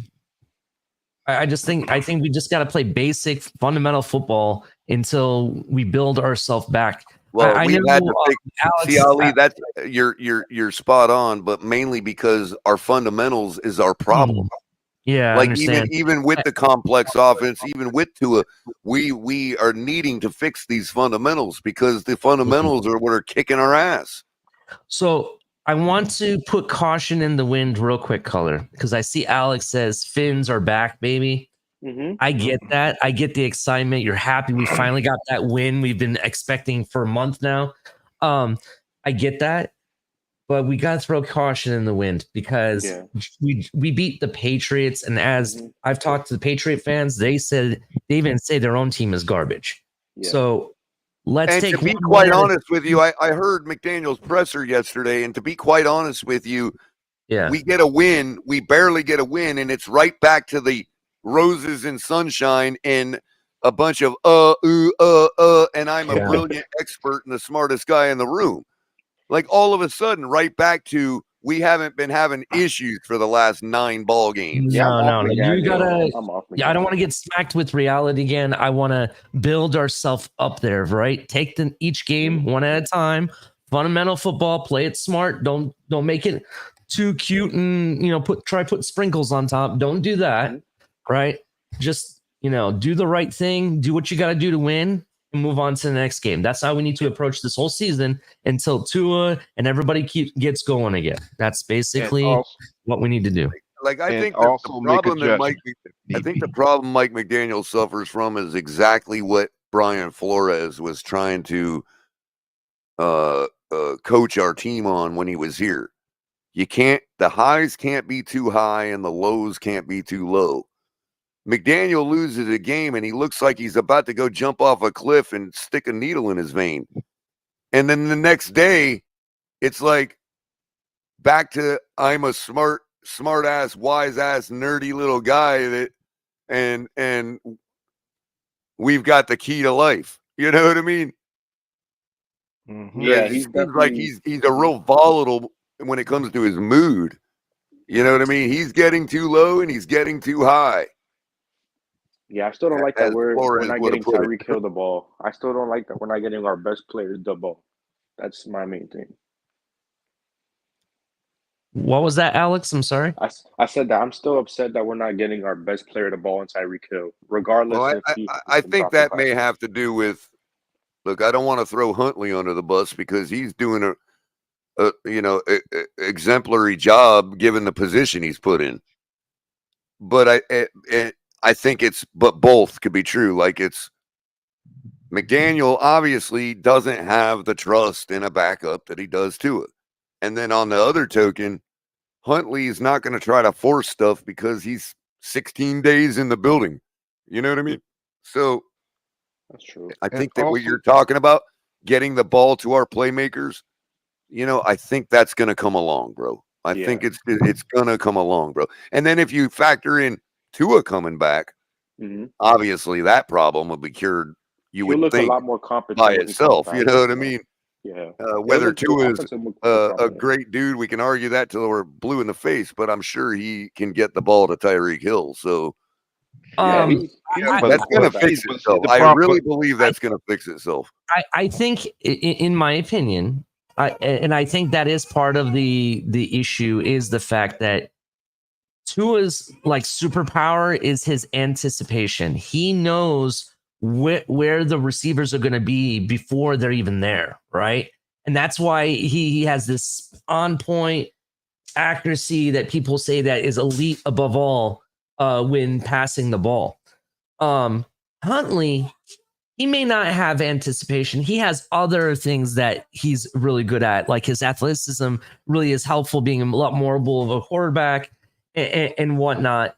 So I think with Huntley, you kind of have to, it's going to be a slow start, but as he plays and practices with Tyreek a lot more, you're going to see a lot better passing to him, right? Because And, he'll start to learn. You know what I well, mean? the other thing, Ali, is we can't necessarily credit the anticipation 100% to the quarterback. There has to be something said for, if any quarterback is working with a set of wide receivers long enough, he's going to start to be able to anticipate based on their mannerisms and what he knows about them. Case in point, when Huntley was pointing at Waddle or whoever, telling him to run through his route, partly what I think is going on is Huntley can't anticipate like Tua because Huntley doesn't know enough about these guys that And he Tua doesn't know how does. fast Tyreek is. He doesn't Exactly. know how fast And he is. secondly, Yeah. you've got wide receivers that, on the other token, don't trust Huntley like they trust Tua. So when Waddle's coming through on his crosser and he sees something breaking down, he slowed up a little bit. Whereas Tua, he has more trust in. He might have continued to run hard through his route, and Tua would ended up getting the ball there, and it would have looked like Tua had this great anticipation. You see what I'm saying? Because right after a play last week, when Huntley scrambled out and ended up going out of bounds or throwing the ball away, he was pointing to the receivers, and it looked like he was telling Waddle to keep coming through. And if you look at the replay, you can see Waddle slow down a bit on his crosser and then speed back up once he realized Huntley needed help. By then it was too late. Huntley wanted to anticipate Waddle being there, but saw him slow down. And so he double patted the ball and didn't throw it. You see what I'm saying? So after the play was done, he's pointing out to somebody, run through. Like, run through your route. I was expecting you to be there, and then you weren't. You know what I mean? Yeah. Yeah, Real quick, he should look a lot better. Yeah. So I Real know that quick. some of it is Tua's anticipation, but it's also for the fact that Tua has been the guy who has not only been working with these wide receivers, but that the wide receivers have been working with. I think that stuff will come along if we were faced with a case that Huntley's going to go further more games. I think we're only having to deal with that one more game because I think the writing is on the wall that Tua is playing against Arizona. So we only have to deal with that one more game. That's the issue I have with that is the team and Huntley himself going to say, well, this is it for me anyway, so I'm not going to try to improve on those things. You see what I'm saying? But see, that's what's sad. Because he already knows he's done next week when Arizona comes into town. But see, that's what's sad to me because really, I'm gonna be straight.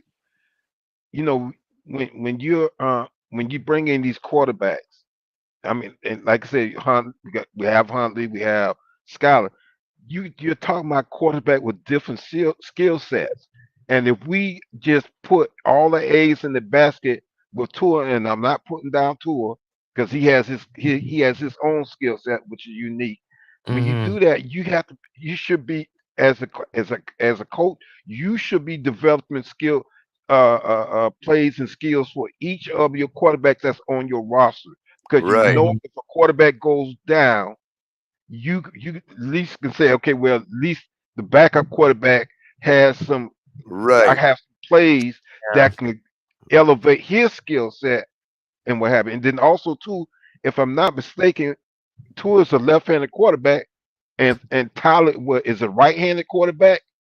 Doesn't that make a difference also as far as No. going to the wide receivers? No. No? Maybe direction of flow of the play, but not with catching the ball. No. Okay. I just don't believe it, Ali. No, I mean, you don't. Hold on. Let's be clear. I can only speak for myself.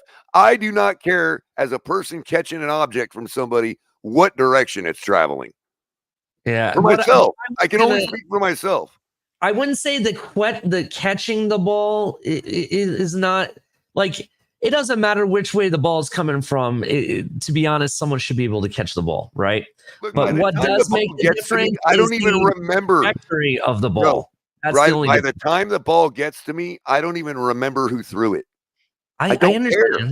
I don't care. When that ball is coming to me, there is only one thing on my mind: taking that object out of the air. I don't care where it's coming from. I don't care how long it's been in the air. I don't care what direction it's spinning. I don't care. I don't even know who threw it by the time it gets to me. It's an object in the air that I need to take out of the air. But And if a receiver is thinking on those terms, number one, they're an elite receiver. Number two, it don't matter about who's a lefty or who's a righty. Yeah, I agree. I mean, it shouldn't matter. Just catch the ball. Right, but my That's thing, one of those platitudes that they tell fans because Waddle drops too many footballs, and Waddle is a god. What I was just trying to say, Culler, because I think you would agree with this, right? If it's the first time you're throwing to a receiver and this is the first throw he's made to you, yeah, because the trajectory of the ball is different, he might mess up the first pass, right? Okay, but then after that, you know what to expect every time, and you're going to be able to catch it. All I'm saying is that can happen between two right-handed quarterbacks. Oh yeah, the left and the right. The left and the right has nothing to do with it. Is all I'm saying. That what you're talking about is just the differences between human beings throwing you the football. They're going to be different. What I was referencing is the trajectory of the ball. That's what I was talking about. I understand what you're referencing, but it could be from my sister throwing the football compared to Dan Marino. It's the same thing. There's a difference. That's all there is. It's not any special or harder or less hard. You know what I mean? Like if another quarterback comes in and he's also right-handed, yes, there's going to be an adjustment to be made. No different than if he was left-handed, is all I'm saying. It's just a different person. That's what you're adjusting for. Yeah, I think we'll be fine when Tua comes back. I think we win this next game. Well, we play the Colts next game, right? Yeah. Yeah. Well, again, Alex, let me really drive home what I was trying to say earlier. The if let's say Tyler improves and we improve some of these little quirks because he's fresh in the building and whatever else, and we improve all that in this next game. Well, what is that for when he's not going to play again for a while? And as soon as we go back to Tua, they're going to put Tyler Huntley in the restroom for the entire practice. So he's not going to be able to continue to grow after this game coming up with that receiving group. So if Tua goes down again, that's 5 days or 5 games now or so that Huntley hasn't been working with Tyreek and Waddle again. Exactly. And he has to come into a game and we have to suffer a loss because, it's been since the Colts that he worked with these guys. You know what I mean? Yeah, that's true. That's true. So you're saying you kind of like pushed Tua to come back like a little later. That's what I would do, but we're not going to do that. So what to me, I want to make it clear to everybody is don't expect a win against the Colts because the players know what I'm talking about. There's no reason for them to continue to grow with Huntley and fix these quirks if they know this is the last game they're playing with him for the rest of the season. And that's then I'm gonna say something else. What do I care if I'm Huntley? What do I care if me and Waddle finally get the timing right? This is the last 3 hours we're playing with each other. Yeah. That's the problem when you don't have your quarterbacks ready to go working with the number ones every day. Exactly. It's what happens when you segregate the quarterback room. That's what happens. That's what I'm talking about. That's why I said it was a commentator in the game. It wasn't a Miami Dolphin game. It was another game I was watching, and he was saying that what some of these coaches need to learn It's whatever quarterback you have on your roster. You develop a plan, or I mean a skill. You develop skills, plays and skill set according to their skills. Because your quarterbacks are, like I said, Tools is a quarterback on his own. Skylar Thompson is a different quarterback. Tyler Huntley is a different quarterback. But you develop a skill, you develop plays and schemes to fit their skill set. When you put, because we done this, we put Skylar into a situation running a tour type plays and scheme. Same with Tyler, and we see what happens when tour goes down. We have And to be Mr. more. Polk, Mr. Polk, Mhm. really quickly, that could actually be okay. On the other token, he's not saying, okay, so when he has a separate playbook for the other quarterbacks and a separate script or whatever, the problem is he doesn't make our number one group, the wide receivers, the running backs, the offensive line, all of them guys, he doesn't make them lock in that playbook just as well as they do Tua's playbook, so that when a backup quarterback comes in, it's not the quarterback that's having a problem running the script. It's the rest of the players that don't know what the hell plays is in Skyler's playbook. Gotcha. Only Yeah, the it's number twos know. That's why we see Tanner Connor in the game when Skyler's in there, because Tanner Connor is the one with Skyler's playbook, not Jonnu Smith. Yeah, I think it's just bad on the coaching. They should do something. They should make. I agree with you. I agree with you on that. They should they should hand Tyreek Hill the secondary playbook and make sure he knows it as well as the first one. Okay. Other than that, you're going to have to get the same quarterback that runs the same playbook as Tua. If you're going to have a separate system for your backup, then your number one players need to know that playbook just as well as it's part of their main playbook. And that's impossible, bro, because Tua, it has anticipation. He has all of these things that a lot of quarterbacks He also monopolizes all of the practice time because they need him to. Yeah. Because he's learning stuff that he should have already learned before he got in the league. Mm-hmm. We have manufactured an NFL quarterback out of whole cloth. Yeah. And now we're just now getting to, hey, man, how about going off script every once in a while? You're in year 4 now. We can start practicing that. Meanwhile, CJ Stroud in his first year, I mean, come on, man. We manufactured a quarterback out of whole cloth. Yeah. All right, gentlemen, I have to leave. You all have a wonderful day. Thanks, Ali. All right, Ali. Take care now. I mean, yeah, CJ Stroud is just on a different level, man. I wish Tua had just a little bit of what CJ Stroud had, man, honestly. How about just a little of what Tua had? Yeah, that's it. Supposedly. Yeah, because he was one of the best dual threats coming out of high school going into Alabama. Yeah, matter of fact, I didn't want to believe all that but even recently I went back and watched more than just that big pass. I watched a full highlight reel. And the dude was cooking all over the field, running everywhere, whatever else. And it's like all of that's gone. Yeah. Yeah. It's ridiculous, man. Yeah. No, it ain't excuses for Skylar Jermaine, because we saw the same thing happen against Seattle with Tyler Huntley. The rest of our team was completely unprepared to play with a different quarterback once again. I will say this though, like on our back end of the schedule, that tough end of the schedule, some of our teams like the Rams, they don't look all that tough no more. I mean, I know it's still early in the season. Well, yeah, some of the teams have really lightened up on our schedule. I'll say that for sure. That we've gotten lucky that what we thought. Look, everybody on our schedule except the Patriots to start the year, we could have considered contenders. But we also knew some of them were fakers. And some of those ones now have come out as fakers. So our schedule's gotten a little lighter. But if you base it on how we've been playing for the last 9 games, our schedule is just as tough as it's been. Exactly. Yeah, you're right. And not only that, and when I say this, I'm not putting down Tua and McDaniels.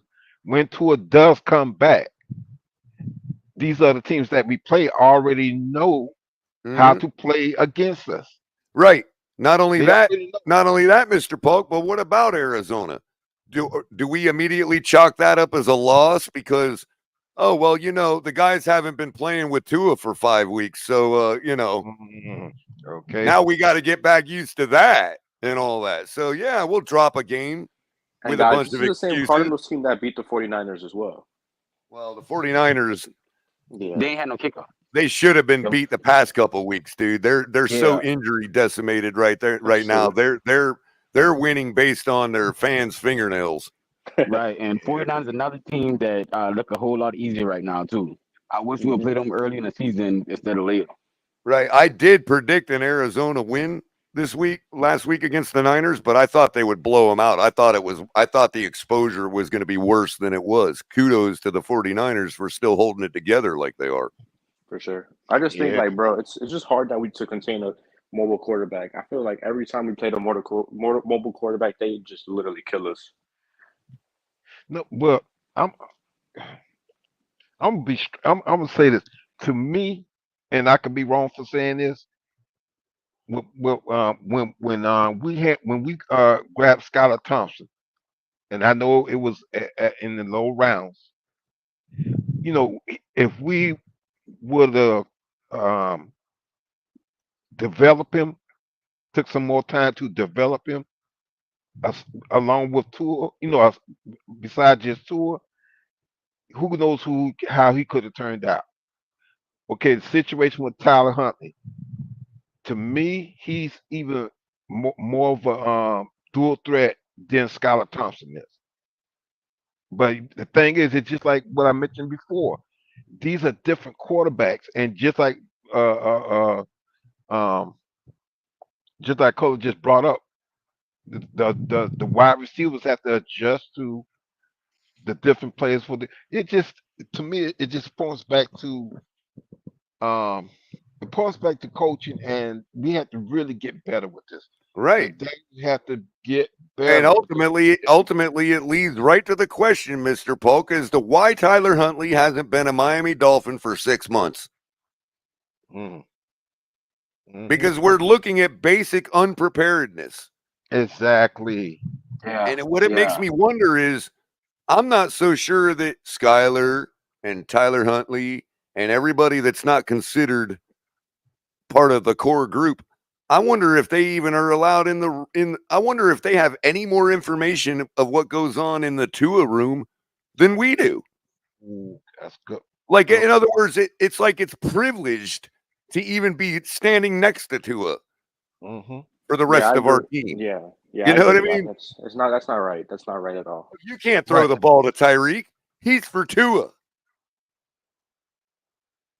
Yeah, Culler. Like I said, man, I can only say that we're back just for the simple fact that I have to believe that. Look, what I wanted to do is, I know this is a loser mentality. I get it, but I didn't want to win much games, maybe 2 or 3 games, so that we can get a high draft pick. That's what I wanted. But realistically, we're gonna be middle of the pack. We're gonna be middle of the pack. That's just realistic expectations now. So like if I have to be in the middle of the pack, I just want my team to win rather than lose because Exactly. If If you're on the cusp, then bite your fingernails and hope for the best. Yeah. That ain't no different than any other football year for any football fan. That's true. Nothing is guaranteed. If the Chiefs fans think that they're already been awarded a Super Bowl at 5-0, I would just remind them about the 6-0 Miami Dolphins with Dan Marino. Or the 10-0 Eagles. Were they 10-0? I know they started off real good last year. The Eagles. The Eagles had a good hot start last year. I think we had in 91, I think it was, or 92, we had an 8-1 run cooking. And I don't think we got past the divisional round that year. Yeah, nothing is promised, honestly. I mean, I get it. Arizona. when Kyler Murray first started cooking. They were like 11-0. They got embarrassed by the Rams in the first round of the playoffs. 10-0. Raphael's got it. And Alex, don't get the wrong idea, because the season that we lost most of our games except for that one game, when we won that one game, man, I celebrated that game like it was a Super Bowl win. That's how much I love our Dolphins. That's how much I love it. So I'm going to always keep high hopes for our team. Mm-hmm. But some things that that you see going on, I mean, you don't have to know football to see some of the things going on that there's a lot of corrections need to be made. Man, Carla's going Big more time. scorched earth than me. She's like, what did she say? Wright is a more versatile running back by far, inside and out. He's great. I say trade Achane and Waddle. She's going full scorched earth. I'm with it. Yeah, I'm with it, Carla. I get it. We could build a whole offensive line with them two. Yeah. You know, that's the main thing. You know, Greer not prioritizing the offensive line was why Tua got hurt. Not this time, but just in the past. You know, so. Well, I said this before, and I'm going to stick to it. You know, it's a Ross Greer McDaniel thing to me. That's what it is. Because if I was Ross, almost like a collaboration, Mr. Bulk. If I was Ross, I would have had a meeting with Greer and McDaniels to see what's going on and what do we need to do to straighten this out, or can it be straightened out? Yeah, ABAB says Achan's on a cheap contract. Yeah, that's the one thing protecting him. However, you could say that makes it even more valuable for getting picks, because we would be trading a rookie contract to that team, and they'd have to seriously compensate us for that. You know what I mean? We got El Capitan. Before you start cooking El Capitan, I forgot to welcome when he jumped up. I forgot to welcome Tim the Dub, Finman, Washington. Appreciate it. How everybody doing today? How everybody doing? Well, Tim Washington good. up here. Man, I didn't know that was you, bro. All the time I've been chatting with you in the chat room. Yes, sir. How you doing, man? That is P-Dub in the flesh, Mr. Buck. Yes, sir. This first time up in the panel with me. Man. Yes, sir. All right, go. Say your thing, my brother. Oh no, I'm going to well, to be real with you, all right. The Colts look like a tough team right now, but Joe Flacco, he's due for him. He throw like 3 interceptions one game. Whether that be against us or not, but I think I know it's kind of early to jump on the Colts. I know we got a bye week, but I just feel as though the key to win that game is going to be our defense. Oh, agreed. Capitan. Yeah, okay. I mean, you want me to officially give you a victory lap here? Let's do a victory lap for yeah, I'll take an official victory lap. There we go. All right. Yeah, so before in the offseason, I was like, well, this is Saleh's last year. If Rodgers is going to play, I thought it was going to happen last year. But week 1, I said it could happen last year. I give it 2 years. I actually had this take 2 years ago when Rodgers first went to whatchamacallit. I said, well, the clock is ticking, because if it don't hit the ground running like they're saying, they're going to hang it on Saleh.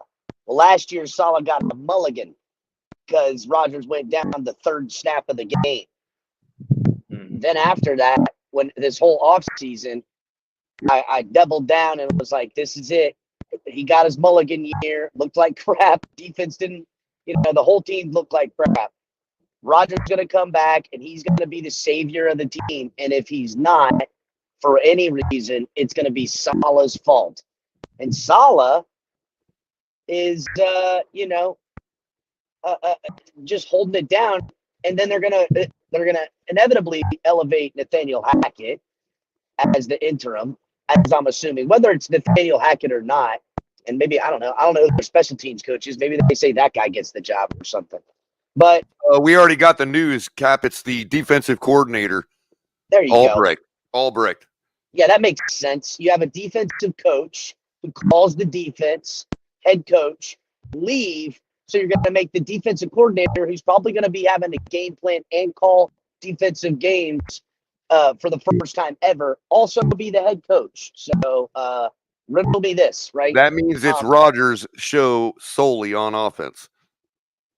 Well, it's Rodgers' show of the organization, not the team. Well, yeah, but what I mean is a defensive-minded interim head coach now is going to leave Rodgers and Hackett alone to do their own cooking. 1,000,000%. They're going to have zero say-so. Now, funny enough, I doubt very seriously that Saleh had any say-so on offense anyhow. I doubt very seriously Saleh had much, since Aaron Rodgers has entered the building, has had much to say on the offense as far as say-so. Now, last year when Rodgers went down and it was him and Hackett's show, yeah, he probably had a lot to say. But I would say the entire offseason, up until this moment, he ain't done shit on the offense. Well, maybe that's where the conflict has been. In other words, Saleh wanting to get involved and not butting out. Now there's a take, right? That very well may be. There was this big thing. Culler, did you play the videos I sent you? Have you played those videos yet on your? No, only the one to open the show with McAfee and Rodgers. I got you. Look, can you play that McAfee and Rodgers again? Because this was 6 days ago, about to be 7 days ago, a literal week ago. Yeah, I'm also going to queue up the other ones you had sent. Oh, yeah, you had only sent me the one. Okay. There's a couple. I sent you two. There's a second video I want you to get next. Okay. Because this has been brewing. This has been brewing, and it's funny because it was like this not talked about thing. As soon as the season started, right? As soon as the season started, there was this implication of Saleh on the hot seat, but never said, right? It was always, Saleh is good. We love Saleh. Go ahead, Culler, play this. He's a 4-time NFL MVP, currently the head coach of the New York Jets. Ladies and gentlemen, Aaron Rodgers. Aaron. That's the new one. That wasn't the one. That was the opening to Pat McAfee's segment. You and Saleh are good. With Aaron Rodgers, right? Yeah, this is the one from earlier. So this is that I wanted you to play that one you just played first, not this one. Hold off on this. So again, they're making a joke out of it, but that's because between week 1 and now, which was a week ago, sentiment has changed, and people started saying the quiet part out loud. The quiet part we said 2 years ago and screamed about last offseason. Right. Now they were already starting to say that. Now they were kind of speaking it, and then all the way up until a week ago, joking about it. Now go ahead. Did you notice the smirk? Did you notice the smirk on Aaron Rodgers' face when he announced him as the head coach? Well, so then after that question, it looked like a smirk of relief. Well, yeah, I mean, listen, like he had a big weight lifted off his shoulders. I think idealistically, Rodgers and Saleh are on an opposite end of the spectrum too. You know, Rodgers in New York, and say what you will, and will not hates the city, hates city life, hates their politics there. He's a proud anti-vaxxer. You know what I'm saying? Like everything says opposite to him. And Saleh, say what you will about Saleh, a little bit more. Picking up there, Cap. Yeah, we don't need to stop on the Blender's getting you a little bit, Cap.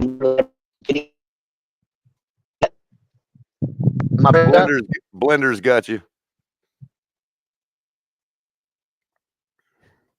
While we're waiting on El Cap to get the connection right, I just wanted to point out that all the Jets fans, when I told y'all what I thought he was saying to Saleh on the sideline, and everybody said, "Oh no, it ain't nothing to do with that. It ain't nothing to do with that." Yet here we are. And if you remember what I thought he had said, the fact that Saleh is fired now, like what I thought he said is evidence to support that more than what they thought he said. Because what they thought he said suggested that their relationship was perfectly fine. And what I had said that he said suggested that they hated each other. So, Who yeah, was more likely to be obvious, right about what Rodgers told him on the sideline? Who's more likely to be right? Now that Saleh's there was fired. obvious tension. Obvious tension, right? In a way that they made certain to express as of recent, with making jokes out of it and things of that nature. And then mainstream media last week talking about him being on a hot seat and stuff, and it cooled down because they won. But here they are in this most recent loss, and now it's trouble. It's trouble. So play this next clip, Culler. Well, real quick, to update Fish Whistle, what I had said was, and this was complete speculation because I'm not an expert lip reader, but based on the idea that Saleh was likely pro-vax, you know what I mean? Not trying to, you know, I'm pretty sure Saleh was in. Okay, Saleh was in some Pfizer commercials, guys. Right, and Aaron Rodgers was anti-vax. When Saleh went to go hug him, I think he pushed him off and said, "I'm not vaxxed." Remember? Social distancing. No vax. Social remember? Distancing. And if you think about that, the words "no vax," remember, like being sarcastic to Saleh. There's a new report that just came out. What's that? What does it say? Robert Saleh, after being fired, had to be escorted off of the property by security. Wow. Really? He was pissed. Culler, hit the fucking breaking news, Culler. Hit the breaking news, Culler. This person ain't got no breaks.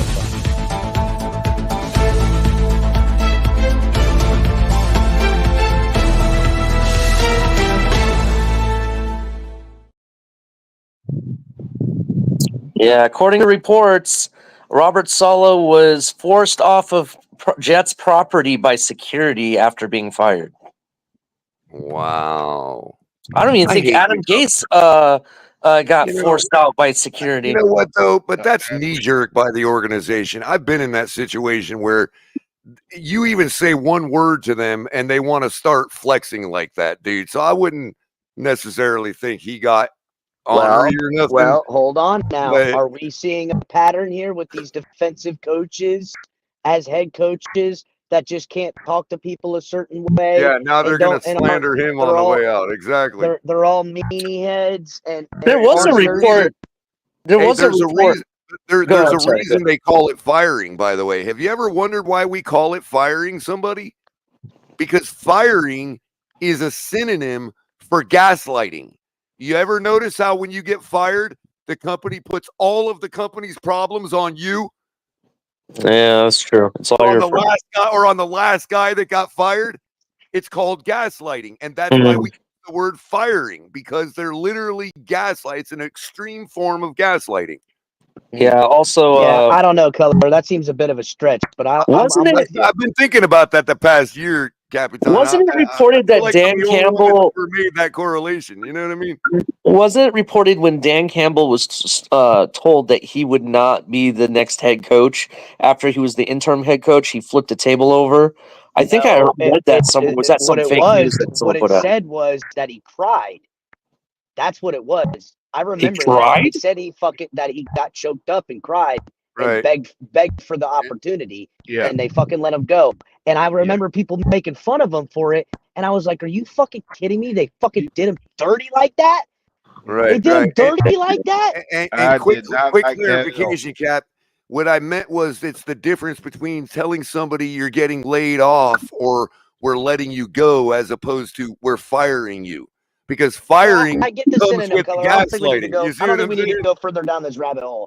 I think again, there's this next clip is perfectly timed with the breaking news, Ali, because this next clip has a second part to it. Go ahead and play the next clip, Color. You and Saleh are good though. Big hugs. We did big hug, because we saw on the sideline fist bump, not a hug that one time. And then immediately, I guess like 6 days later, we saw in one Jets drive, you guys hugging at the top of the ramp. That probably could have been a piece of content that could have been put out a little bit earlier, maybe to dispel the entire hug conversation. We're not making their content over there. Did you hear what I heard? Did you guys hear what I heard? So here's that they gave a hug right? behind the scenes.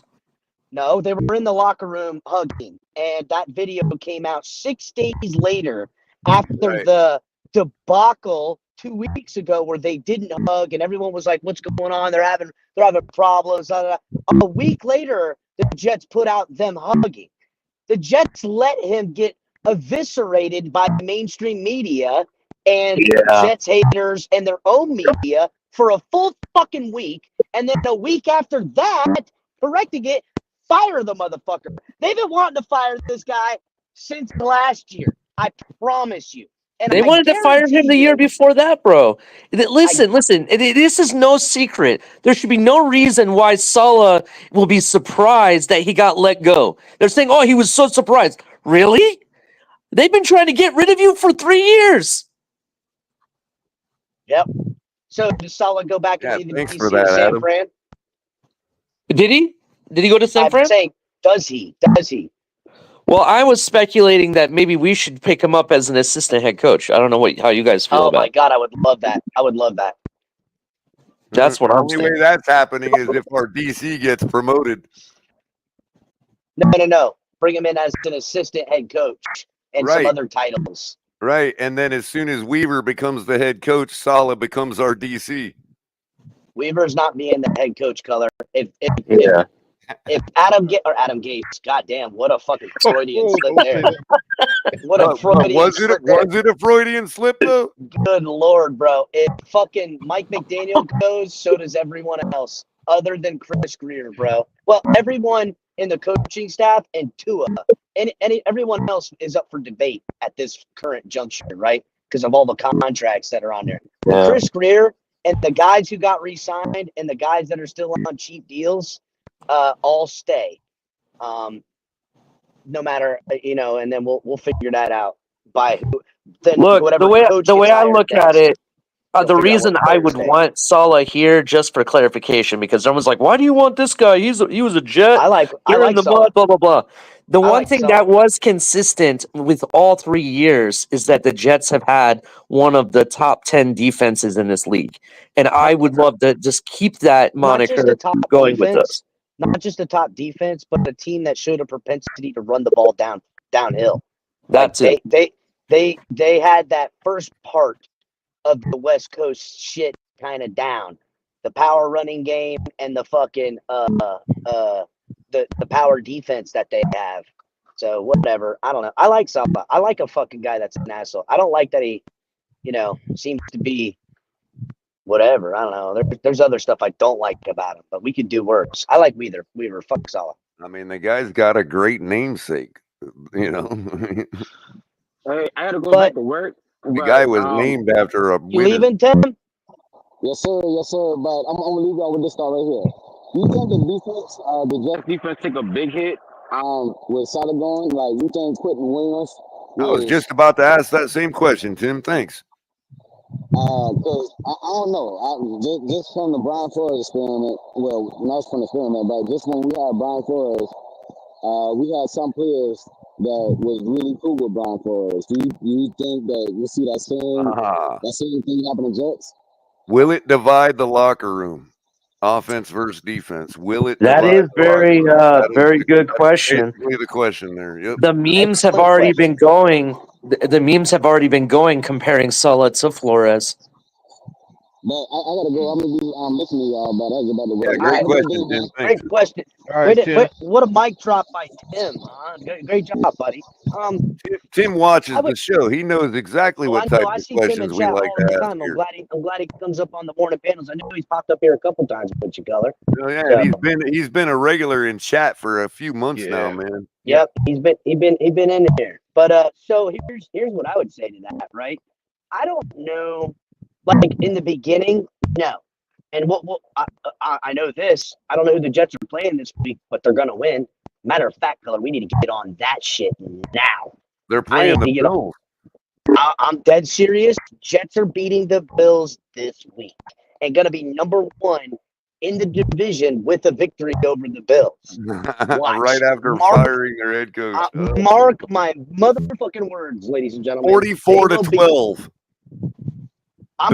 Jets are winning Monday night 44-12. I am laying heavy money on the Jets offense this week.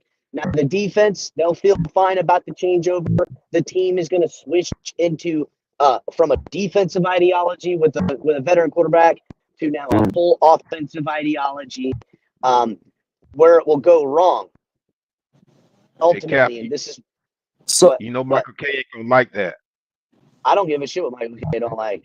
Bleacher Report is reporting that when they were escorting Mike Saleh off the property, he didn't even get a chance to sit down with players to let them know.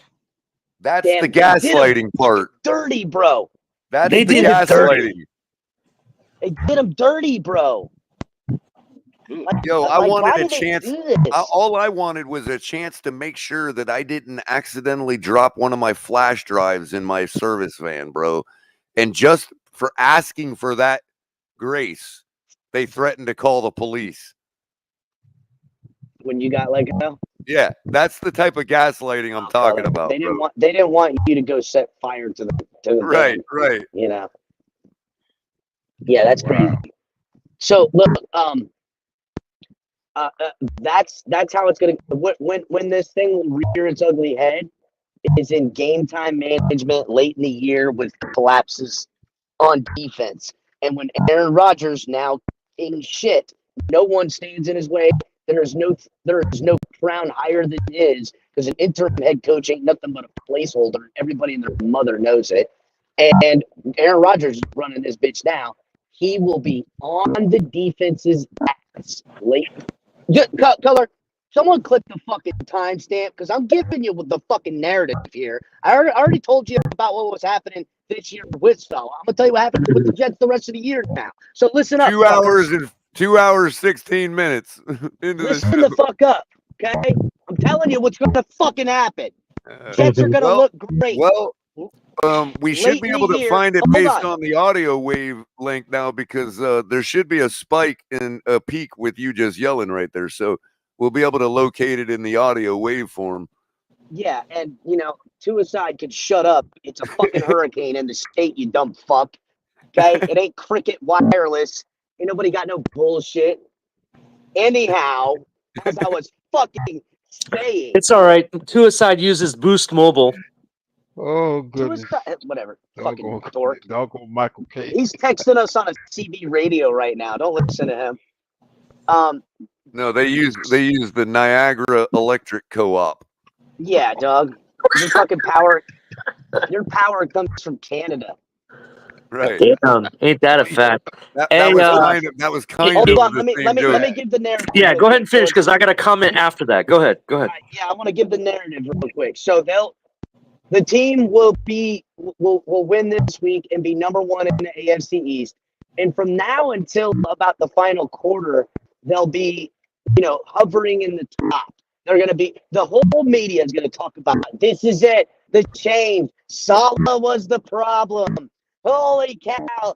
Oh, everybody's Jets are fucking, they're holding, it's going to be Sauce Gardner and fucking Aaron Rodgers at the freaking strip club late at night, laughing it up, throwing dollar bills all over the place. Then the final quarter of the season comes, and the defense is going to fail, and Rodgers is going to be on the bench throwing a hissy fit. Then the next fail of the defense is going to be Rodgers screaming at the coaches, screaming at the defenders, and so begins the epic collapse. of what is the Jets doing. They'll probably still eke out into the playoffs via whatchamacallit, wild card, but it'll be a narrative already cooking for them. And when they get embarrassed at the fucking wild card game, defensively gets embarrassed. The other team's just scoring them up. Rodgers out there taking a beating, trying to win the game, freaking out, yelling, maybe even a helmet and or an iPad throw. That's where we will be. Thank you. Book it, bitches. All right, so what that tells me is that Aaron Rodgers has effectively become the LeBron James of the NFL. The only difference is LeBron won more than one championship. LeBron didn't have Dwayne Wade to follow, though. Remember that. That's true, but what I'm saying is that look how he gets his coaches fired, right? It's his way or the highway, and LeBron does that in the Lakers room all the time. It's his way or the highway, getting coaches fired. So, and listen, him and LeBron both love getting their friends jobs that underachieve at the places too. So, I mean, Randall Cobb, I think Randall Cobb's still getting paid this year. That's true. That is absolutely true. Damn. Wow. But what did we say, El Cap? We said that the Jets would be in the mud this year. We weren't kidding. Yeah. How's my audio now? Is it better now? Should I go Much back better. and forth? Much better. Okay. Yeah, it's just storm rolling in.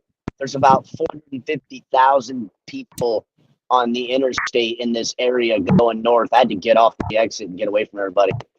I'm gonna take the long way home. Are you heading out? I'm heading north to my house. I was working south. Okay, I've so been working you're on my not way. evacuating is what I'm asking. I have nowhere to evacuate to. My whole family lives in Florida, and they're in worse spots than I'm in. Where am I going? I don't know. Maybe you go to Georgia or something. I don't want that. Listen, I'd rather die in Florida than spend a night in Georgia. Okay. Yeah. Tallahassee, Pensacola. You heard me. You heard me. Now Tennessee. Hit the like button, everybody. 228 of you watching right now across Twitter and YouTube.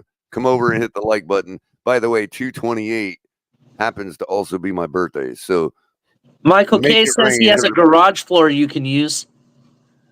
Oh, you know what I forgot to do on this video, LCAT? Michael, all I know is Michael K keeps trying to bait me to go to his house. I don't know what kind of fucking house of horrors he's got waiting for me, but I'm not going to your fucking house and getting locked up in your weird dungeon over there, Michael K. You fucking weirdo. I think he kind of likes you, bro. I think he does. He carries my picture in his wallet and shit that he's got of me on his avatar. Tells everybody he meets that this is my best friend. All that shit. Trying to get me to stay at his house and be chained up in there, eating fucking whatever the hell they eat in Buffalo. Nasty ass fucking garbage food. Fucking stuck in there. You know, everybody's like, what happened to Cappy Tan? And he's gonna be rolling around here. Cappy Tan is in the streets. Fucking weirdo. Look at that. We're at exactly 100%. 63 people watching, 63 likes, man. Good job, everybody. Wow. He says his garage is 13 miles from his house in the middle of the boondock woods. Yeah, yeah, now he's trying to stash me in some fucking Connex box he's got out in the middle of the fucking woods. I told you I know what time it is, bro. This fucking weirdo. Don't ever accept venison from Michael K. You don't know if it's really venison. Oh my goodness, boy, y'all. Wow, Tresner going says to Missouri. He's He's going to Missouri. Look at Tresner. Tresner trying to stir the pot. I like Tresner. He's a good dude. He knows he's a really good troll, man. He knows. He knows exactly the tone of the program. Exactly, and he's not one of these trolls that just like come in like and throw themselves all over the place. He knows. Yeah. He knows about well-timed trolling. You know what I mean? That's right. And you know what? For those trolls that are watching and learning, good on you. For those that come by and don't stick around to learn, well, you missed out, buddy. Because at least At least We are Michael the King farm has some system. hospitality to him. He's saying he's willing to spread out Speedy Dry on the oil spots so you don't ruin your air mattress.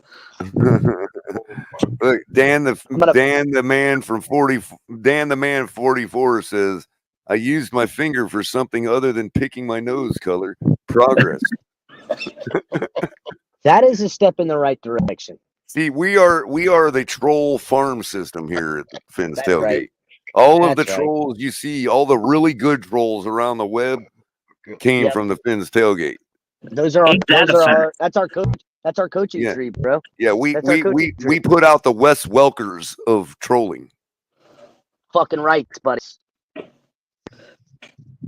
That makes you the Bill Belichick of trolling, Color, because they come after you hardcore, and that's how they get Oh good. my. No, They I'm get the really Don good. Shula of trolling. Oh, fuck okay, yeah. I like that one better. Fuck yeah, I like that. You know, I can't wait. I mean, listen, we don't have much of a show to watch with the Dolphins right now, but I will always be watching that Jets shit show. You know what I'm saying? Oh yeah, it's fun. So, Hey, do you guys Color, think? what Do you think happened? the NFL? Do you think the NFL is gonna go after fucking the Bills for? I mean, wasn't fucking Allen like 9 of fucking 33 or something like that? The NFL ain't gonna go after the Bills for nothing, bro. Well, here's the reason why I think it should happen, though, Color, and we talked about They're the this. DEI hire of the NFL. The deal, oh God, bro, that's so wrong. So if you watch the video of what happened, he gets hit hard, smacked the back of his head on the ground, right? In the And Ravens game, late in the Ravens game. Was it the Ravens game? Late in the Ravens game, he got fucking clipped. Yeah. Well, On anyway, Monday no, it night, wasn't the and Ravens went game. back. It was the Houston game, is where it happened. So the following Houston week game. in the Houston game, he didn't see the guy coming from behind him that hooked his legs, and he went boom right. Yeah, on he the took a fucking shot ground. to the chest and then in his legs at the same time. So essentially, what happened is when he hit the ground, for a few seconds there, he was knocked out unconscious. His players had to roll him over, and it wasn't until everyone ran up to him he started waking up and moving and stuff. And then they brought him off to the sideline. They put him in the tent. He was only in the tent a matter of maybe 3 minutes and one offensive play, and then ran back out on the field. What's damning is when he comes out of the tent, they're trying to force him to have one of those, was it sniff and smell? What is it called? Smelling salt. Salt. Yeah. They're trying to give him one of those to get him to be awake and everything. I'm sorry. If that was Tua, we're getting first round picks taken away. You know what I'm saying? That's why I think it's kind of they do kind of need to investigate. Also, the specialists that deal with this, the doctor specialists will tell you some of the symptoms come minutes afterwards. You have to wait a little bit. So I don't know. That I think they should at least look into it. That's all I'm saying. I'm trying to tell y'all, and I'm gonna stand on this square. They ain't gonna do shit. The protocol does not require them to diagnose the injury in the blue tent. No, the they protocol have requires them. The protocol requires them to make sure that the player has the cognitive awareness to keep himself safe on the football field. If they can do that, they are allowed to go back in the game. They are not diagnosing the injury in the blue tent. So then let me ask this question, Culler. Let me ask this question then. Why did they require Tua, who was kept off the field for at least one series, didn't come back till after halftime, right? In that Bills game 3 years ago, right? Okay. Why did they come after us so bad when we had him off the field for more than 10 minutes? They didn't come after us. What did they do to us? Everybody and their mother we was made a big investigating us. uproar and said that the NFL was coming after us. I don't think the NFL actually came after us. All of the decisions to keep Tua off the field through all of this the last couple of years has been ours or Tua's. You know what? It was our decision to put him on IR. Culler, you're making some sense because if you're telling me that the Miami Dolphins are talking out of both sides of their mouths No, while I'm telling you, the gaslighting Miami the fan Dolphins are base. paranoid, and the If you're Bills are telling me not. that the likely scenario is the Dolphins are lying and gaslighting the fucking fans, then yeah, I would go with that narrative because that's what they do. So let me ask you. Listen, here's what I'm saying, Ali, and what Cap is actually getting to, because I think he's understanding more of my point than even I am, because I'm coming to the understanding now. The Bills don't have to juggle making Josh Allen look good to the fans while also making everything hunky-dory with the NFL and concussions. The Dolphins had to do that. So the Dolphins had to make it look to the fans like the NFL was keeping Tua off the field. Then let me ask you this. Why in 2022? Because we actually put him on the shelf after Green Bay because of his performance. So we didn't want to admit that. Then let me ask you, why in 2022, right? After the Buffalo Bills game, and then we went into Cincinnati, and he had the whole issue where he, was fencing on the field and everything, right? Mm-hmm. Why did the NFL and the NFLPA investigate how we handled Tua in all of that? Why because did they wanted to make sure that Tua that we were making sure that Tua's health interests were involved and not his image to his fans. Yeah, okay, that doesn't make sense to what you're saying. Because the NFL knows what we know, and they're not obligated to make Tua and ears feel good. Then there was no reason. Listen. Then there was no reason. There's no reason to even investigate at that point, Culler. All right. Do you see my point? Maybe there wasn't. God damn it. So let me help you boys out, because you guys are talking on opposite ends but coming to the same conclusion with thinking you're wrong. I suspect you're right. Okay? All right. Okay. Tua in that game, when he stood up, he fell, came to his knee. The Dolphins fandom has this hard on for Tua and protecting him and treating him like a fucking child. Okay? It's the truth. They treat him like a fucking child. And when he does things that children do amongst men, they say it's negligence rather than it just being what it is. The guy is getting hurt from bigger guys. For 7 years now, straight bulldozed through defenses and fucking, the whole thing. Someone has earned the right to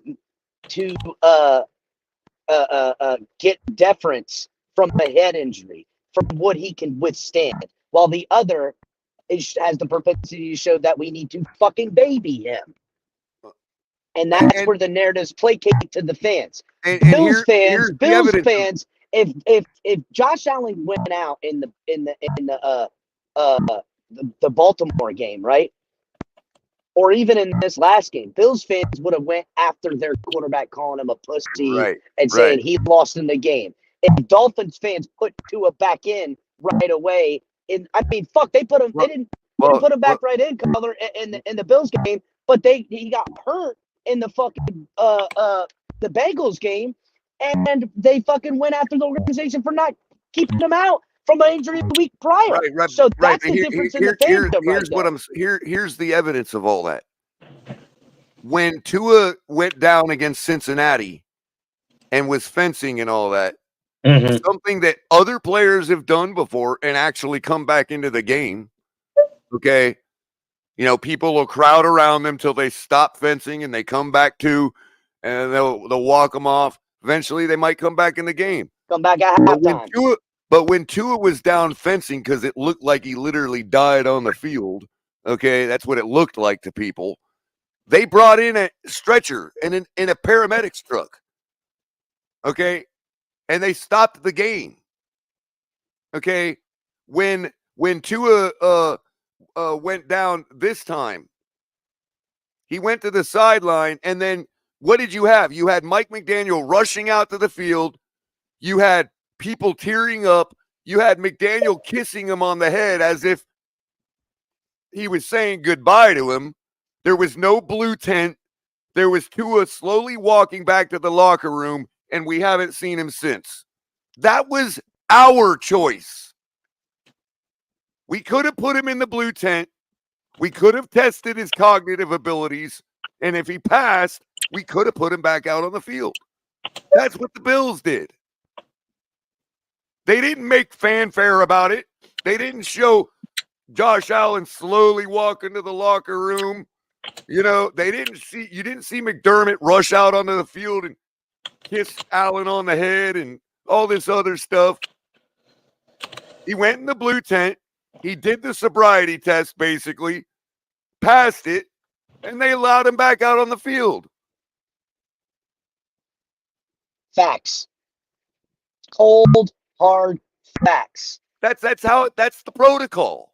That's the on the field in-game protocol. But it's not the protocol with Tua Tagovailoa. The only difference to the rule now is there's an independent evaluator, the spotter mainly, that is involved with the situation to make sure that they're not lying about him being cognitively okay to go back in the game. Or that there is nobody diagnosing the injury in the blue tent on the sideline. So the spotters there to catch what someone may have missed and on the field, or even to say Tua is a little less physical than Allen. I'm going to save the player from their own decisions. So if Allen, I guess you know who's at fault here then, right? So if Allen had the Miami Dolphins or Tua, no, that's not who's at fault. Guys, let me finish. Keep going. What I'm saying is, if Allen had the body type of Tua, mm-hmm. maybe the spotter would have interjected himself and said, "No, get him out of the game for the rest of the game." We don't know. That's true. I was just gonna say that I really feel like this is. But because the Dolphins chose to be extra cautious, doesn't mean the Bills are guilty of breaking a rule. I hear what you're saying, so I'm changing up my stance a little bit. Maybe you're right. Maybe it's because of the rules they can get away with it. You're right, but that doesn't mean the NFL shouldn't look into changing the rules, bro. I don't want the rules altogether a different. That's the discussion we've actually been having, Ali. So here's the thing. Mm-hmm. In post, the NFL could, should, and very well may step in and demand extra attention to potential concussions. Because although he passed the cognitive test, they might demand that the Bills run further tests, in which case they might hold him to a concussion. And the problem with that is there's no test that's going to tell you that the damage was done without extensive MRIs and all that. Mm-hmm. Well, it's not like they ain't got the money, buddy. Well, So what I was thinking, I wasn't even going that far. I wasn't even going that far. I'm simply saying that diagnosis takes days to make. They can't make it there on the fly on the field. I agree with that. I agree with that point. But what I was suggesting is, I don't think a player should be able to come right back into the game with like less than within 3 minutes. I think it needs to have like at least a 5, maybe 10-minute wait just to make sure nothing happens while he's, that comes out of it. Because most experts will tell you, and you can read about this, the symptoms of concussions a lot of times don't even happen until it can be minutes or it can be days. Right. And that's the job of the spot. That's the job of the spotter, Ali. So when Allen came back into the game, the spotter now is on a heightened sense of awareness. Watch Allen. Make sure he doesn't look woozy in his dropbacks and all that. You know what I mean? Yeah, I just think that they need to have like a time limit kind of thing on there. You know what I mean? I don't think so, Ali, because it could never come, and now you force someone to stay down. Again, the NFL, what they're trying never to do is force anything. Well, the other thing is protecting players is a priority, but they can't. Listen, if he's fine and he's fine, 10 seconds from now is going to be the same fine from here on out. I get that. Okay, something can pop up, but they got to let him in, dude. They got right. So what they're concerned about there, Ali, is the subjectivity of it. So where we as fans were kind of with the Teddy Bridgewater thing, we're like, did we just get screwed by the spotter? Yeah, that's what I was feeling about that. Right. And that's what they're concerned about by giving the spotter that kind of flexibility. You see what I'm saying? It's a perfect example with the Teddy Bridgewater, because we did get screwed on that. We did. and that's what they got to prevent too. Look, it's people making personal decisions, and it's always going to have flaws. They can't go changing the rules to prevent human flaws, because then we get what we got right now. Right now, Mr. Finisher is bringing up a good demarcation point. Mm-hmm. Once you're fencing, you're out. Don't matter who you are. Don't matter how big you are. Doesn't matter how many times you've fenced in your life. You know what I mean? You're out. Yep. What about being knocked out unconscious? Your body.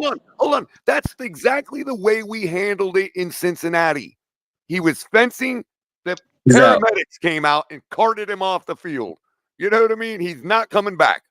You know. That's the what way about being knocked out though? Is that different? Well, it's effectively the same thing. I mean, you're fencing because when you get knocked out, you lose electrical signal, and your electrical signals go haywire to your nerve endings and shit. And see, this is why I think that the Bills some people feel that the Bills are accountable because the fact that he was technically knocked out. Right, but that protocol doesn't exist right now, Ali. I understand. I understand. And that's the argument. So it comes down to the NFL rules. I get you. Right, and it would be an obvious good demarcation point. If you're knocked out cold, you're out the game. No different than in boxing. They stopped the match. You got knocked out. You know what I mean? Yeah, I hear you. All right, thanks, Culler. I got to bounce. I got to go to work, but thank you so much. I just wanted to give you some of that news. Thank you. You know it's bye week when we hit all of the. They're arguing about whether or not Allen's concussed. And not only that, but we have hit all the pertinent Dolphin community arguments for the last 3 years in the last hour and a half because it's the bye week. So we've literally gone through everything all over again. Yep. We even touched on a little Tua Skyler comparisons. You know. We're doing some fencing talk now. We even thought about Teddy Bridgewater. Didn't ever get really knocked out. Oh yeah, that's it. That's right. We got screwed by the spotter with Bridgewater. Yep. So hit the like button, everybody. We're almost at 3 hours. There's not much else to talk about right at the moment, but it's raining here in South Florida. There could be some breaking news at any given moment. Well, I'll keep it going if people want. I mean, I didn't pin the link, but I did post it earlier. I'm just saying, like, even if you shut it down, look out for Culler jumping in for 5 seconds and saying breaking news. That's why you got to subscribe to the channel and hit that notification bell, because that's how you know. That's how you'll find out anyhow. And if it's been a while, re-click the notification bell if you're already a subscriber, because you know YouTube screws everything up. So re-click the notification bell in case it hasn't been giving you notifications. Yup. Look at Jermaine. Be better. Who be better? Me? Whoever called Tua a soft ass. Oh. Somebody in chat probably. I don't know if I'd call Tua soft, right? Because the fact that not mentally. Well, yeah. But I'm not mentally soft either, but you don't see me going running into a brick wall. I mean, maybe enough times you stop running into that brick wall. Again, mentally, no. I mean, if he was soft, he would have had that podium interview where he cried and told everybody goodbye 2 years ago. Already retired if he was mentally soft. That ain't the case, homies. And he's coming back. Mark my words, that son of a bitch is coming back. But wait till he gets back on the field. Mentally hard could also be considered stupid too. Listen, I've been saying this since it happened. He'll be back. There's a lot of people out there saying that it's over for him, or that they're hearing that it's over for him, and I'm promising that it's not, and that he will be back. I promise. He's coming back. Did you see the tweet from that elementary school teacher, the Dolphin fan, that does all the stuff for her kids and all that? Yeah.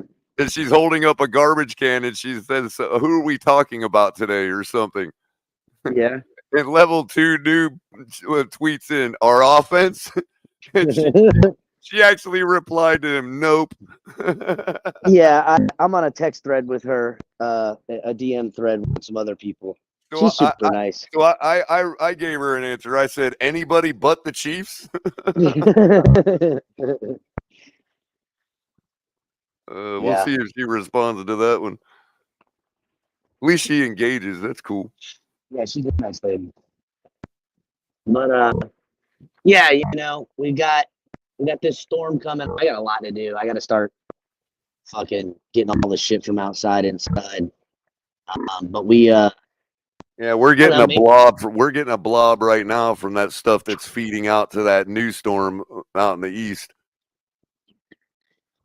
This yeah, blob of rain we got right now, that's where that's coming from.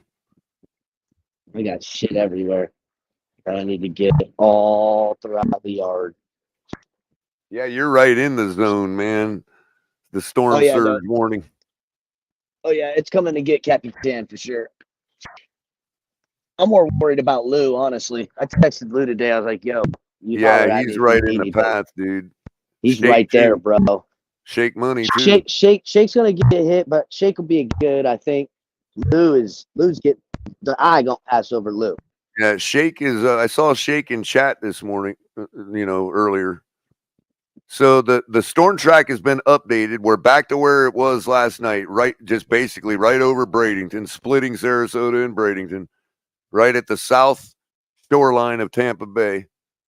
They have it as a Cat 3 before it makes landfall now, and a Cat 2 after it makes landfall. So it's fortunate. It looks like it is going to weaken a little bit. So we're looking at a 2 3/4/3, maybe a solid 3. Not that makes it much better, but at least it's you're not going to deal with so much of such a just monster. Now the storm surge, it don't matter if it's a tropical storm or if it's a Cat 5. That storm surge is coming in, so there's no doubt that that's going to be destructive. Yeah, we're gonna see how we fare. And then on top of that, you still got a Category 3 storm. Is still a Category 3 storm. We're not talking about a thunderstorm here. You know what I mean? You're still talking about 110 plus mile an hour winds, and likely gusts up to 150 or more. Yeah. And countless areas going to be suffering, 80 mile an hour winds. So all around that thing. So definitely still a major storm. They put the M classification for major at Category 3. So there you go. Oh, Miss Fins wants to see the radar. Not much on the radar because the radar is still spotty, being it so far out. But I'll definitely show I you. gotta drop through. I gotta You out? drop. All right, buddy. I gotta drop. I'll try to come back if you're still cooking. But well, I'm probably just gonna give a quick storm update and then shut it down. Yeah, shut her down, and probably some. Maybe I'll go live during the storm. Hey, that'd be cool. On the modern phone or technology, man. I'll go live. Y'all got them underground power lines up there, huh? No, but we do have underground internet. Maybe that'll be cool. I don't know. All right, I'll see you, buddy. All righty, man. Later. So there you go. It's changed a little bit as far as the strength and all that. Where it's going to be at. So this morning's update, they had the 3 symbol right over landfall. Now the landfall is between the 3 and the 2. So they're hoping and looking for some weakening. The eye replacement did drop it to a Cat 4, plus the interaction with the north coast of Yucatan has kind of disrupted it a little bit. But as you can see by the motion, let's get the motion here. Where is it? What am I looking for? Clouds right there. And then we'll click this booger right here. So yeah, you can actually, it is the outflow, which is becoming the inflow for that other storm. As you can see, is getting stronger now. That's the blob that's raining over Palm Beach County, and actually all of South Florida right now. Eye looked like it reformed well, nice and well. Good, strong looking eye on the storm now. You're talking about a really good, solid Cat 4 storm. And we'll check the wind patterns here. Still got that good northerly flow. Plus, you got the inflow to the hurricane now is keeping all that nice northerly flow winds, which is going to keep it out of the South Florida region. Fortunately for us, but obviously somewhere in the state is going to be unfortunate. Let's see what we're looking at for landfall here. So I'm going to go to where we were at Thursday around midnight. We'll see where that puts it. That's Wednesday at midnight. So it is slowing down a little. Look how far it still is out at Wednesday at midnight. We'll go 8 a.m. Thursday. Oh, no, that's Wednesday. So I'm behind. Okay, no, I wasn't in the right spot. Let me get back here. So Wednesday, 12 p.m. Wednesday midnight or Thursday midnight. We'll go Wednesday, 11 p.m. So there you go. And then we'll go midnight. Then Thursday, 1 a.m. Thursday, 2 a.m. Thursday, we'll go Thursday, 4 a.m. is right about where you're looking at landfall. Thursday, 4 a.m., same region, right over Sarasota, Bradenton region. That model hasn't changed much, and as it gets closer, this particular model gets more and more accurate. And you can see it's already traveled further than it was this morning, and the model hasn't changed at all. So you're looking at likely anywhere from I'm going to say anywhere from Venice in the south to Clearwater in the north could expect direct landfall. Any one of those places. Looks like it's probably going to be Sarasota, Bradenton. But like I said, it could be anywhere as far north as Clearwater, anywhere as far south as even Port Charlotte, I'd even say. Not quite Cape Coral. You're probably out of the woods. Don't count on it, but for right now, it looks like Cape Coral is going to be okay. I mean, you're still going to get all this. But as far as direct landfall, I don't see it drifting that far south. It absolutely could. I'm not gospel. But as I keep, this has been the same for like 2 days, day and a half now with this landfall projection at around Sarasota, Bradenton. So, but as you can see, all this stuff, you can see the wind pattern and how far it extends out.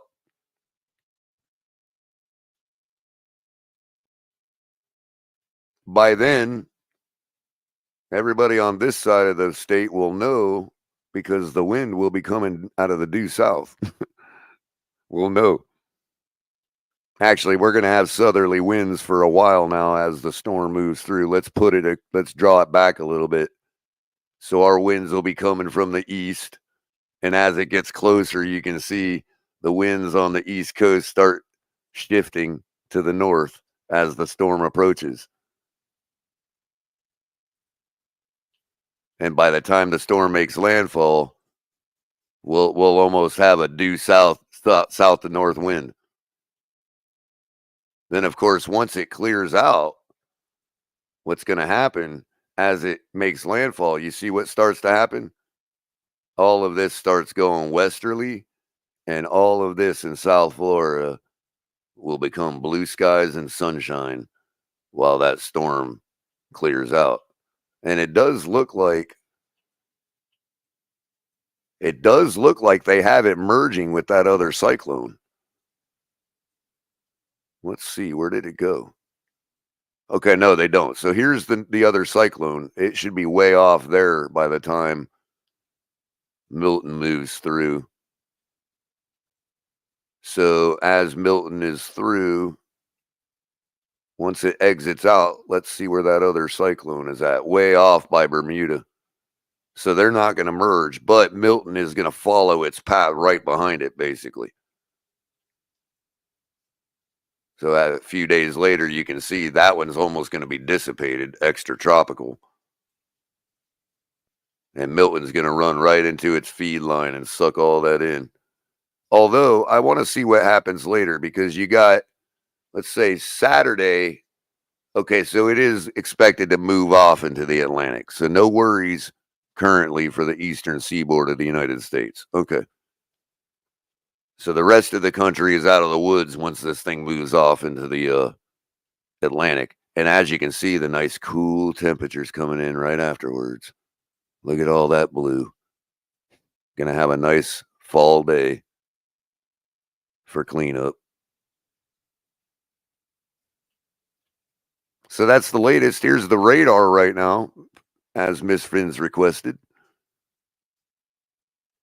That should be out of the Miami station, which these days is accurate enough to be able to capture a hurricane that far out. Isn't that amazing? That's what a hurricane looks like on the radar.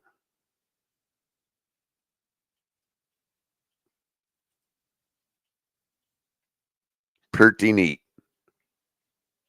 So you can see it's basically just like thunderstorm after thunderstorm, just rotating around that center of circulation.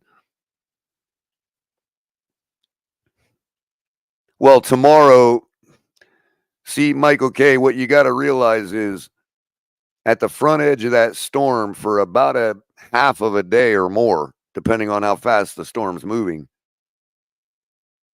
But they're going to be experiencing hurricane force winds long before the eye makes landfall. That's the part that people don't consider and they don't understand. What I was just showing, the center of circulation with the wind pattern, was the cyclone itself making landfall. Up to that point, those people are already experiencing hurricane force winds for like a day before, or 12, 14 hours before the eye makes landfall. The eye wall, which circulates around the eye itself, is the strongest part of the storm. And that is where you will find the Category 3 force winds, or whatever it is. But you're talking even 30 miles out, you're looking at hurricane force winds, possibly even further out, depending on the size of the cyclone. And then project further out than that, you're already getting tropical storm force winds like a day before that eye gets to landfall. Like, we're already under in eastern Palm Beach County in Miami, we're already under a tropical storm warning, which means we are to expect tropical storm force winds within the next 24 to 36 hours. 24 hours puts it at 1 p.m. tomorrow for us. But the eye is still going to be 100 miles off the west coast of Florida. Well, maybe a little less, but you get what I'm saying. So you got a whole zone of what you would call a weak hurricane before the eye wall actually gets to make landfall. That's why they're so devastating, because you're talking about weakening all those structures and all those trees and whatever else can be uprooted. You're weakening that with 80-mile-an-hour winds for 12 hours before the 150 gets there. On top of that, if you're on the coast, you've got effectively a tsunami being pushed in by that storm. Some of them can be bigger than the biggest tsunamis. They just don't last as long. It's only during the storm event, which why we don't call them tsunamis. But it's basically a tsunami. You're having a massive weather system push the water onto the shore at 150 miles an hour. That's, plus the barometric pressure drop, plus the forward momentum and all of that. You're basically like, that's what the storm is. It's basically a huge tidal wave circulating around a low. If you're out in the ocean where those mega waves are at with the storm, the mist of the waves from the ocean is literally drawing into the storm and feeding it. That's why they intensify over warm water.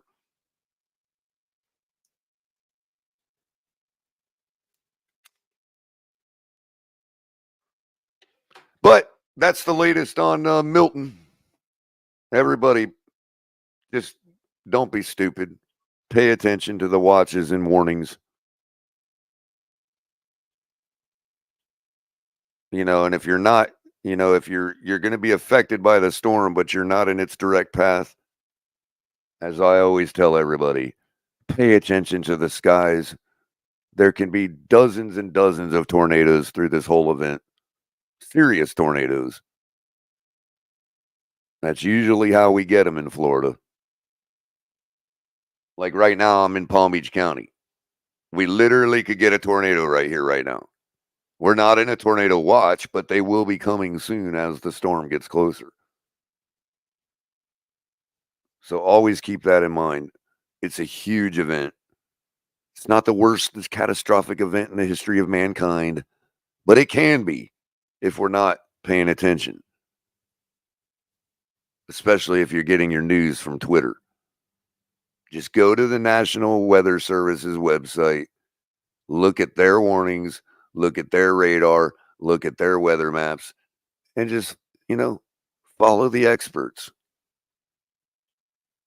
The real experts.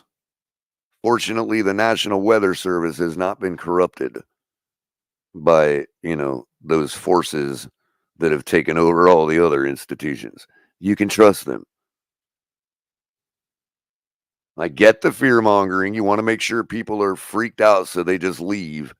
But that that ends up backfiring. That makes people not take action. It overwhelms them. You can't go and convince everybody they're going to die and say, oh, but you can save yourself by... No, it don't work that way. The only way people are safe is with clear, accurate information as best as we can make it accurate. As you can tell, I'm a little upset about the constant misinformation going on. There's no such thing as a Cat 6 hurricane. They're not even thinking about adding it to the scale, okay? Nobody that has half a brain has ever even thought about adding Cat 6 to the scale. It's stupid. And it's something that would come out of a 7-year-old's mouth who is scared about the weather coming.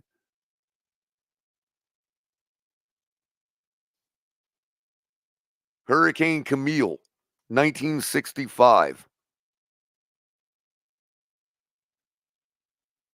Hit Louisiana.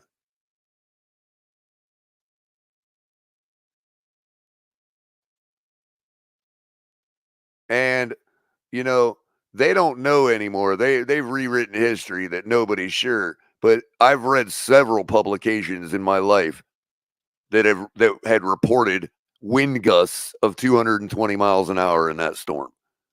Sustained winds of 175.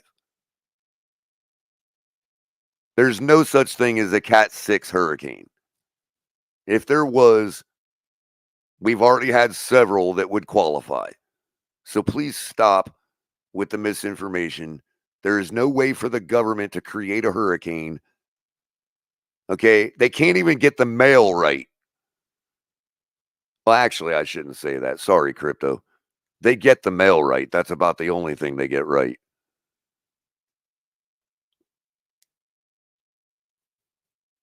I mean, let's be real. Cat 6. It's the stupidest thing I've ever heard in my life. And all it does is steer people down a path of misinformation instead of getting the information they need. There's a 15 to 20 foot storm surge about to happen along the west coast of Florida and possibly the east coast. There's a Category 3 hurricane bearing down on the Tampa Bay region. That is the news. It's been a long time for Tampa to be in the direct sites like that. 100 years, I think they said. But guess what? 100 years ago, it happened. It's Florida. We're in the middle of the Caribbean.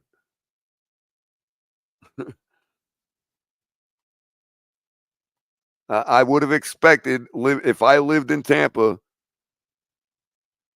to have the same life that I have had in West Palm Beach. You're always worried about it, but it generally don't happen. Now it's happening. It happened with Andrew. It happened with Francis and Jean. It happened with Wilma. It happened with Katrina. Oh, did y'all remember? Katrina hit Miami, made direct landfall. Did y'all forget about that? Yeah, category 1, 1.5-ish. Rolled right across Miami into the Gulf before it hit Louisiana. They happen.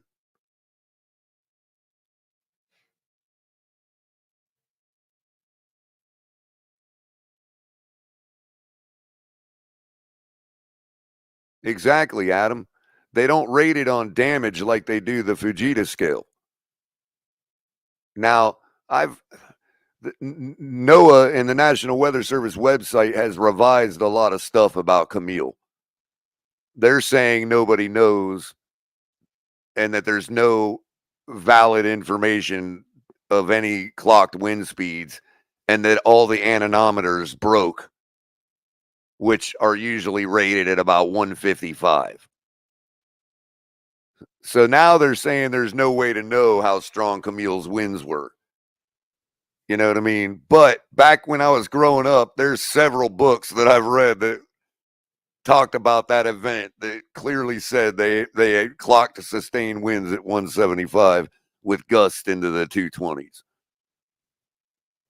I mean, a freaking tornado can have 300-mile-an-hour winds.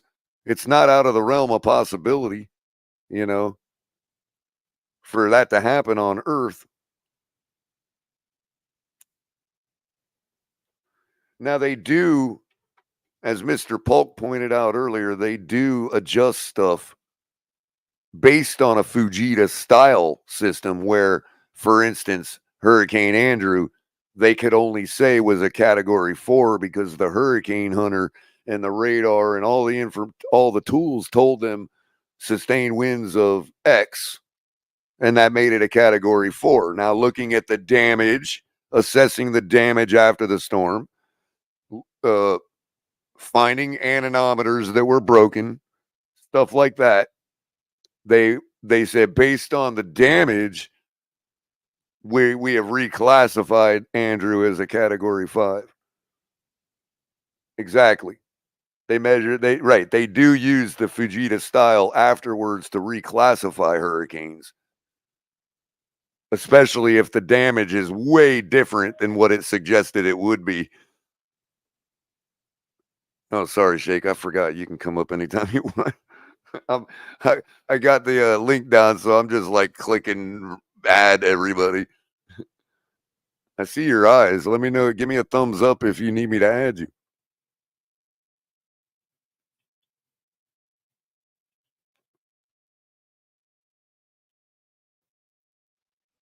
There it is. What's up, man? No, I just want to remember. We got boots on the ground, people. Shake Money right in the zone, man. Yeah, it's pretty quiet, man. I went to Publix, got food supplies. Luckily, don't go to Walmart. Luckily, that's one thing I like about Publix. Publix, they kind of overstock, so I was able to get what I need for supplies. Well, that's good. Battery, water. I got some peanut butter and jelly. Just in case, that's good. That's good. Well, because the closer that storm gets, it starts just drawing everything into it. So you're going to be in a calm. And that's literally where the old saying, calm before the storm comes. You know what I mean? Because the storm is drawing everything in. It's inflowing everything into the storm. So, you should experience a calm. You might get a couple waves because it's still far enough out. You're going to probably have some stuff drag over you. But as it gets closer for about 12 hours before, you're going to be in dead calm, man, with a nice, a nice breeze coming from the east.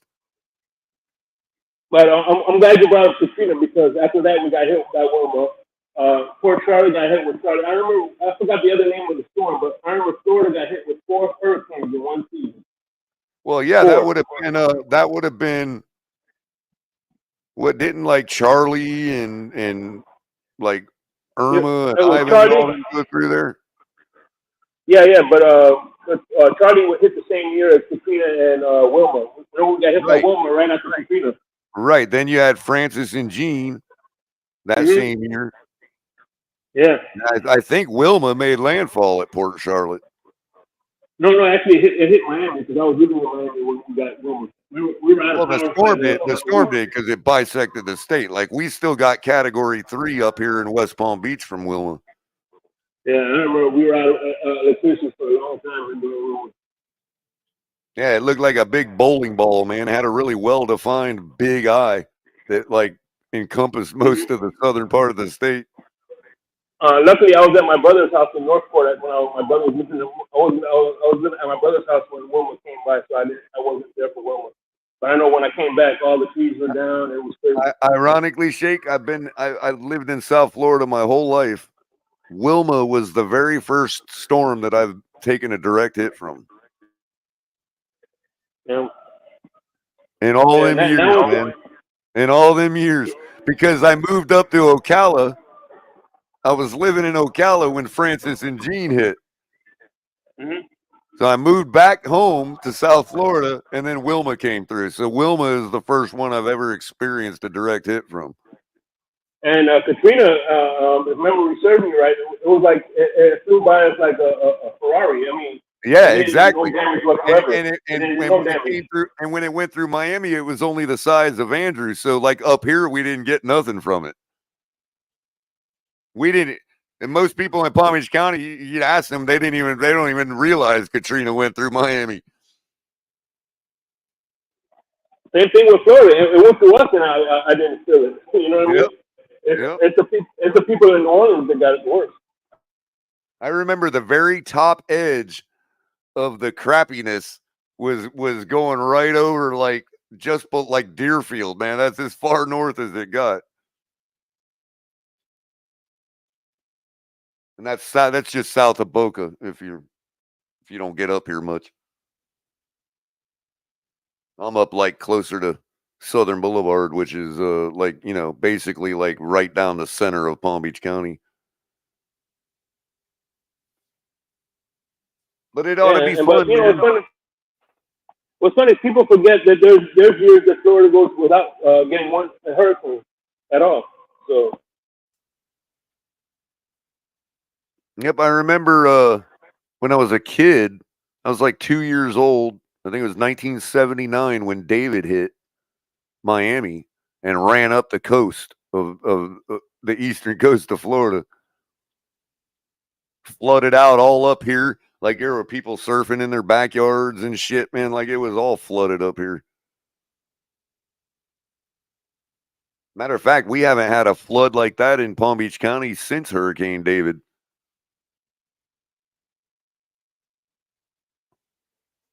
Yeah, Manolo, because it did basically the same thing. It hit the Keys, like around the Keys, and then just churned up the east coast of Florida, due north almost, for like a couple days. It just slowly rolled up the coast. And it did the same. It does the same thing it did to North Carolina. It just draws the entire Atlantic Ocean onto the shore as it rotates. Every rotation, it brings in a new wave of freaking Atlantic Ocean. But I tell you what, the Key West, if they get direct hits from hurricanes, they're the ones that get hit the worst. Key West is. Oh yeah, you might as well just like, you might as well make your house submergible living in Key West.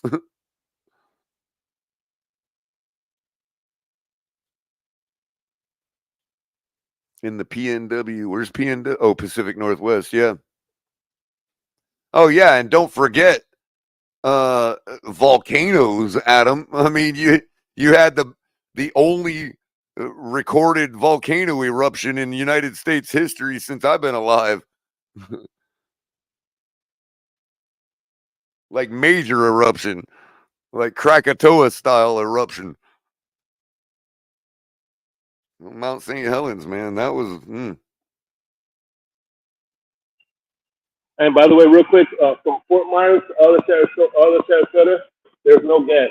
So luckily, I woke up yesterday around 5 5 o'clock in the morning and filled up my tank, so I'm good on gas. But there's no gas to be found, at least where I'm living at. Yeah, I got to get over there, Adam. I got to visit St. Helens.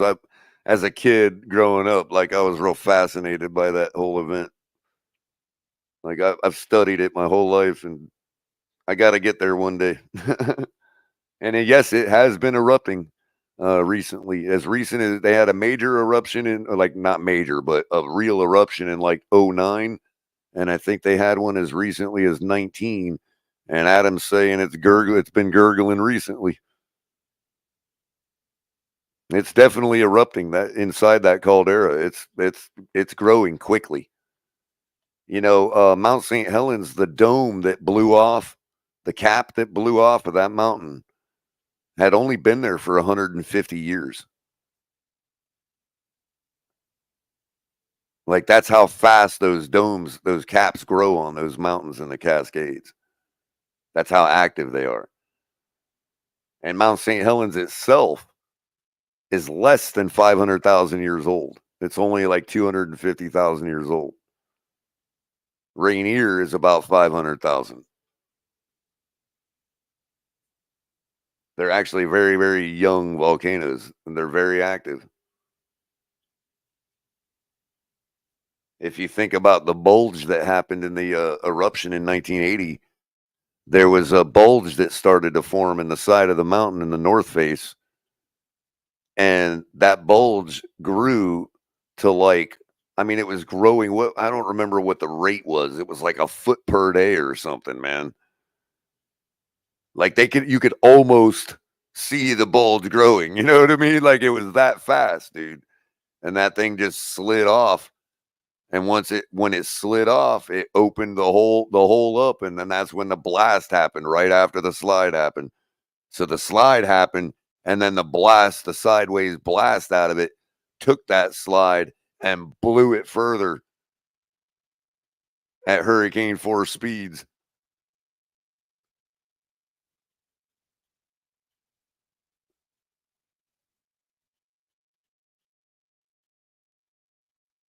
There were people that were camping in the forest like 20 miles from the evacuation zone. The part where they thought you'd be safe. You know what I mean? There were people camping in the woods 20 miles from that were stuck in the woods because of it and had to sleep in the woods all night listening to the hissing and popping and booming of the mountain, not knowing what was coming or whether they were safe or not. And then they ended up hiking out the next morning, you know what I mean? Like, and they were okay, but like it was that far away, and they were like in a hellscape in the woods, like with ash and all that shit. And they were saying they like sleeping all night in their tents. They had to listen to the sounds of the eruption the whole night. Can you imagine that, bro? Like, yeah, I don't want to live in the Pacific Northwest.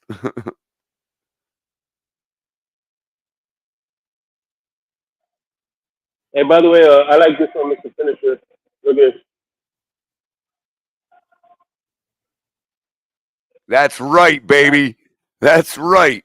There is a Category 6 hurricane, and it resides in Coral Gables.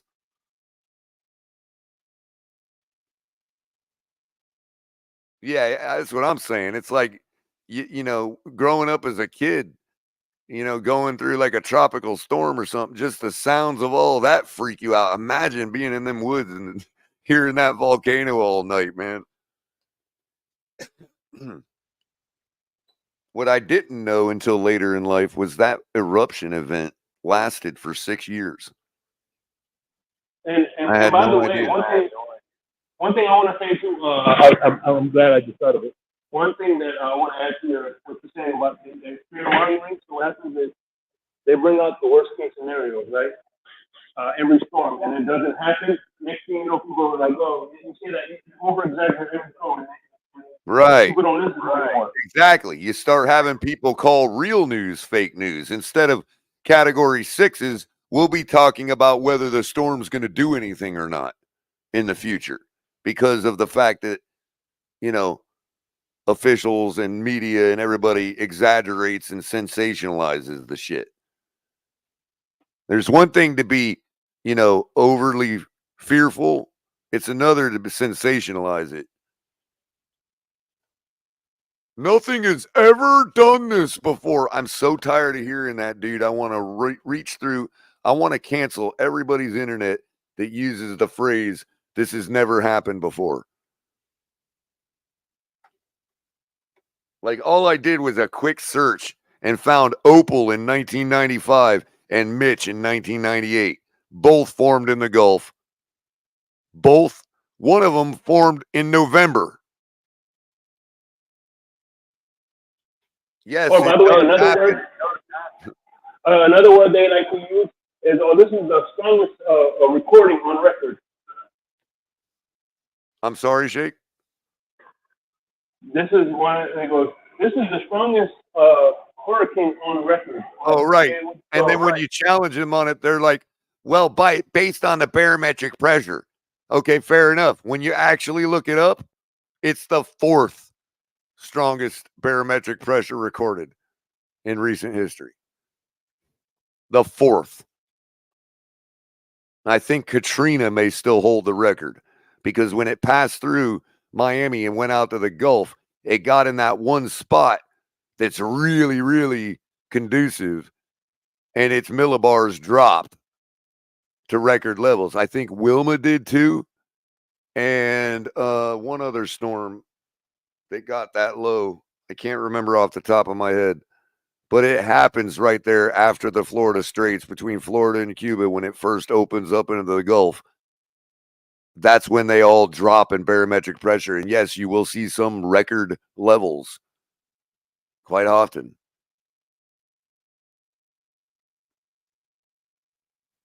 I'm considering doing a lot of things like that, Manolo. I don't know Art Bell, but I can imagine what you're referring to.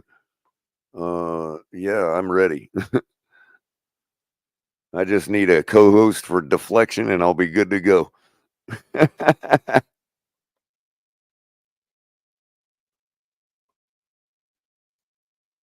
But yeah, I mean, I could talk about hurricanes all day. I'm a Floridian. It's in your veins, man,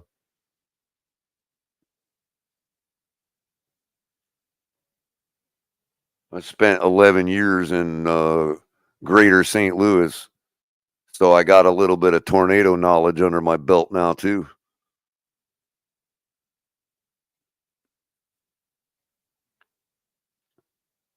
That's all they talk about in Missouri. Oh my God. How many nights you're up in the middle of the night, 2 a.m, because there's a freaking tornado threat? It ain't like Oklahoma. Oklahoma, all the tornadoes come like in the afternoon and evening. In Missouri, they all come at night. So you're up at like 2 a.m. watching the radar because you get a tornado warning. You can't sleep. It's not like you can sleep. So like everybody in Missouri is all groggy the next day at work because everybody was up watching the radar at 2 a.m.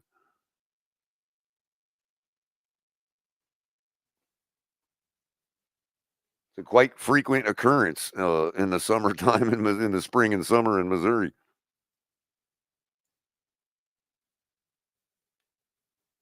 Then every once in a while, you get a nice little earthquake in Missouri because of the New Madrid fault line. And as soon as they get a little tremor, oh, you're talking for weeks about that fault line's going to go and destroy half the country. It's like the Yellowstone event. You know what I mean? As soon as they get a little rumble, that's all anybody wants to talk about. It's coming. The big one's coming.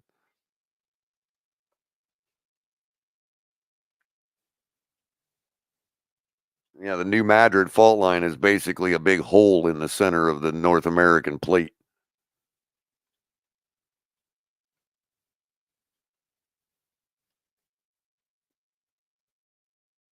I'm all for it, though. I went to Yellowstone recently, a few weeks ago, matter of fact. And this time I really got in there, hiked around or, really explored a lot of the park instead of just visiting, Old Faithful and all that. And man, that place is amazing. It's like you're just riding along. Everything looks like normal, like, you know, like fields, and you got bison and whatever else and animals, and except the difference is every so often you see a freaking bunch of steam coming out of the ground. It's like there's like holes everywhere. You realize you're on top of a huge volcano. Matter of fact, the whole park basically encompasses one huge volcano caldera.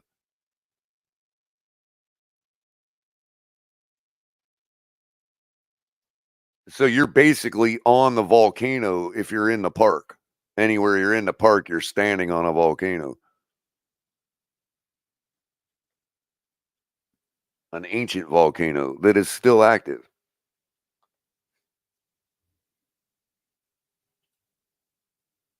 And it's really cool because, like, you'll even come across, a geyser that they haven't even, like, sectioned off yet.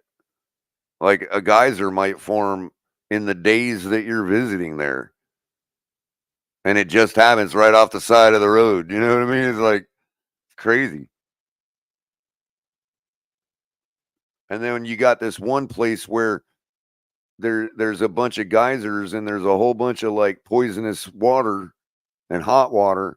And then there's just a very small ridge, and then there's Yellowstone Lake. And the stuff just trickles into the lake. And it's like, but you see the difference, like the contrast between that and the lake water. And it's like, I don't know. It's like nowhere else on earth. I can't explain it. You have to be there. If you haven't been to Yellowstone, you must be poor, because if you got enough money to travel and you ain't been to Yellowstone, you haven't been to this earth. You haven't even near seen what this earth is capable of. It really is a fascinating place.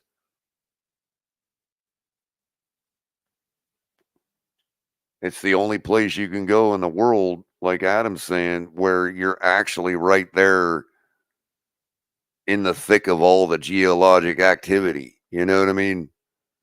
I guess maybe Iceland comes close, but there's a lot of it that's so deadly in Iceland, you can't get up to it like you can Yellowstone. Like you're in it in Yellowstone. Like there's places you're not allowed to camp because the ground might give way and you might go, you know what I mean, or whatever.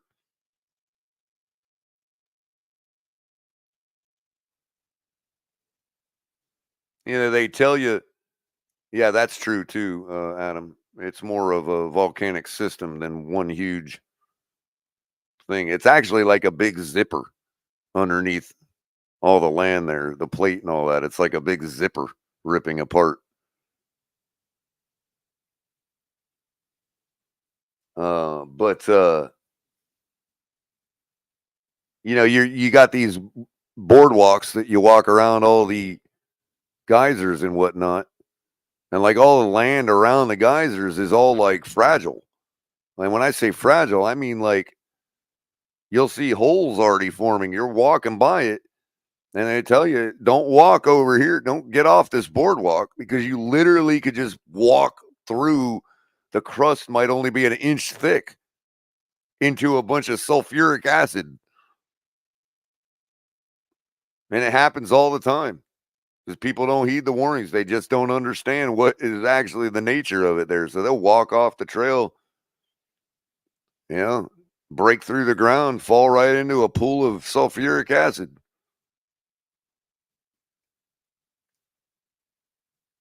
Forget the bacteria and all that. If you ever wonder why those, you see those pools, those geyser pools out there in pictures, and you see all the bands of yellow and red and blue around the pond, it's because that's all bacteria. Like deadly bacteria is what gives it all those rich colors and all that. So it ain't even the superheated sulfuric acid water mix that's going to kill you if it doesn't kill you. What's up, Kadeem? Kadeem holding down the fort over across the pond. He's the man, the Dolphin fan to go to if you're ever in England. Make sure you're looking him up.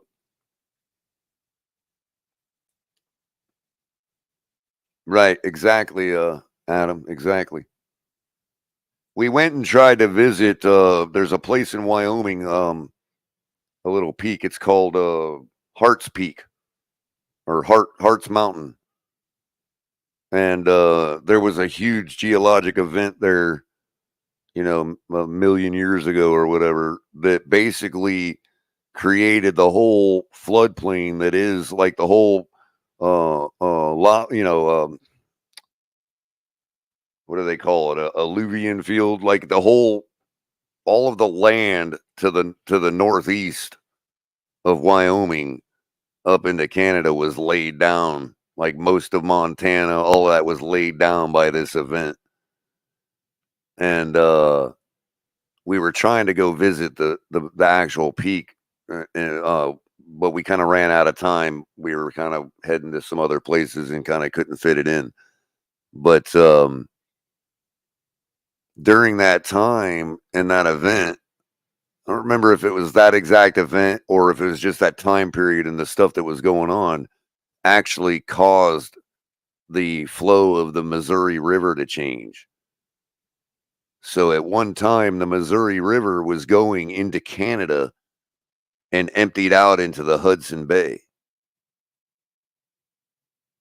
And now, obviously, we know it flows into the Mississippi. And that geologic event is what caused the Missouri to change direction and flow into the Mississippi.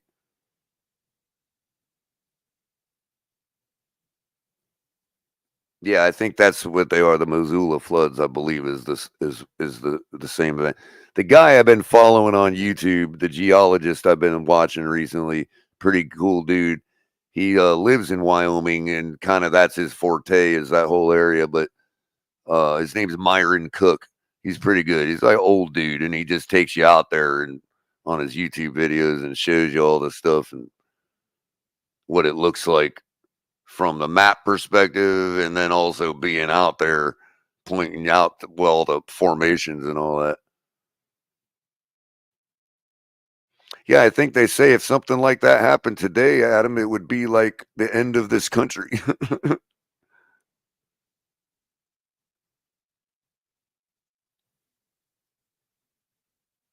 But it's really cool. The whole place, everything west of the Mississippi River is the best part of the country. Once you get past Kansas City and all the wide open flat land and all that, it's the best part of the country. It's where all the senators live. Anyway, I got to shut it down. I could talk to you all day about everything besides football. Probably likely going to use my actual channel for that one day. When the Dolphins start losing enough to make it boring enough to do something else. Just kidding. So as you heard, breaking news, not so much more breaking. 3.5 hours ago, we got the news. The Jets have fired coach Robert Saleh. We also have learned that the exit was not quite so cordial, that he had to be escorted out of the building by security, and that there was a heated exchange during or after the press conference after the game last week. So not such the smooth transition, as you would say, for the coach on the way out there in New York. Further just signals the type of problems they have there. And I don't expect anything to get better just because Saleh's gone. So everybody, be safe. Hurricane's on its way. Say a prayer if you believe to our friends over on the West Coast. Lewis, Shake Money, Papa Paul, many, many others live in that region. And we gotta make sure we hope for the best for them. It's a very serious situation for most of the state of Florida. So heed the warnings, be safe, keep watching the skies. Yeah, well, Manolo, well, or Adam, one or the other. Adam's a busy guy too. You know, he's got some other side projects going on too. But hey, y'all know where to DM me. You know, we'll chop it up. If we feel like we got some chemistry, we'll definitely do a show. I could talk about anything. You too, Miss Fins. And thank you, Kadeem, for the well wishes. Everybody appreciates it. So keep dry, keep your head above water, and we'll catch you later on. I think what's today? Tuesday? What do we got Tuesday? Oh, maybe El Capitan tonight, but I'm not sure because that is all dependent on what he's got to deal with the storm. So if I'm bored enough, maybe I'll fire something up later. More news comes, we'll definitely bring it to you. So keep your notification bell rung. Visit our website, tftgnetwork.com. Bookmark it and make it your homepage.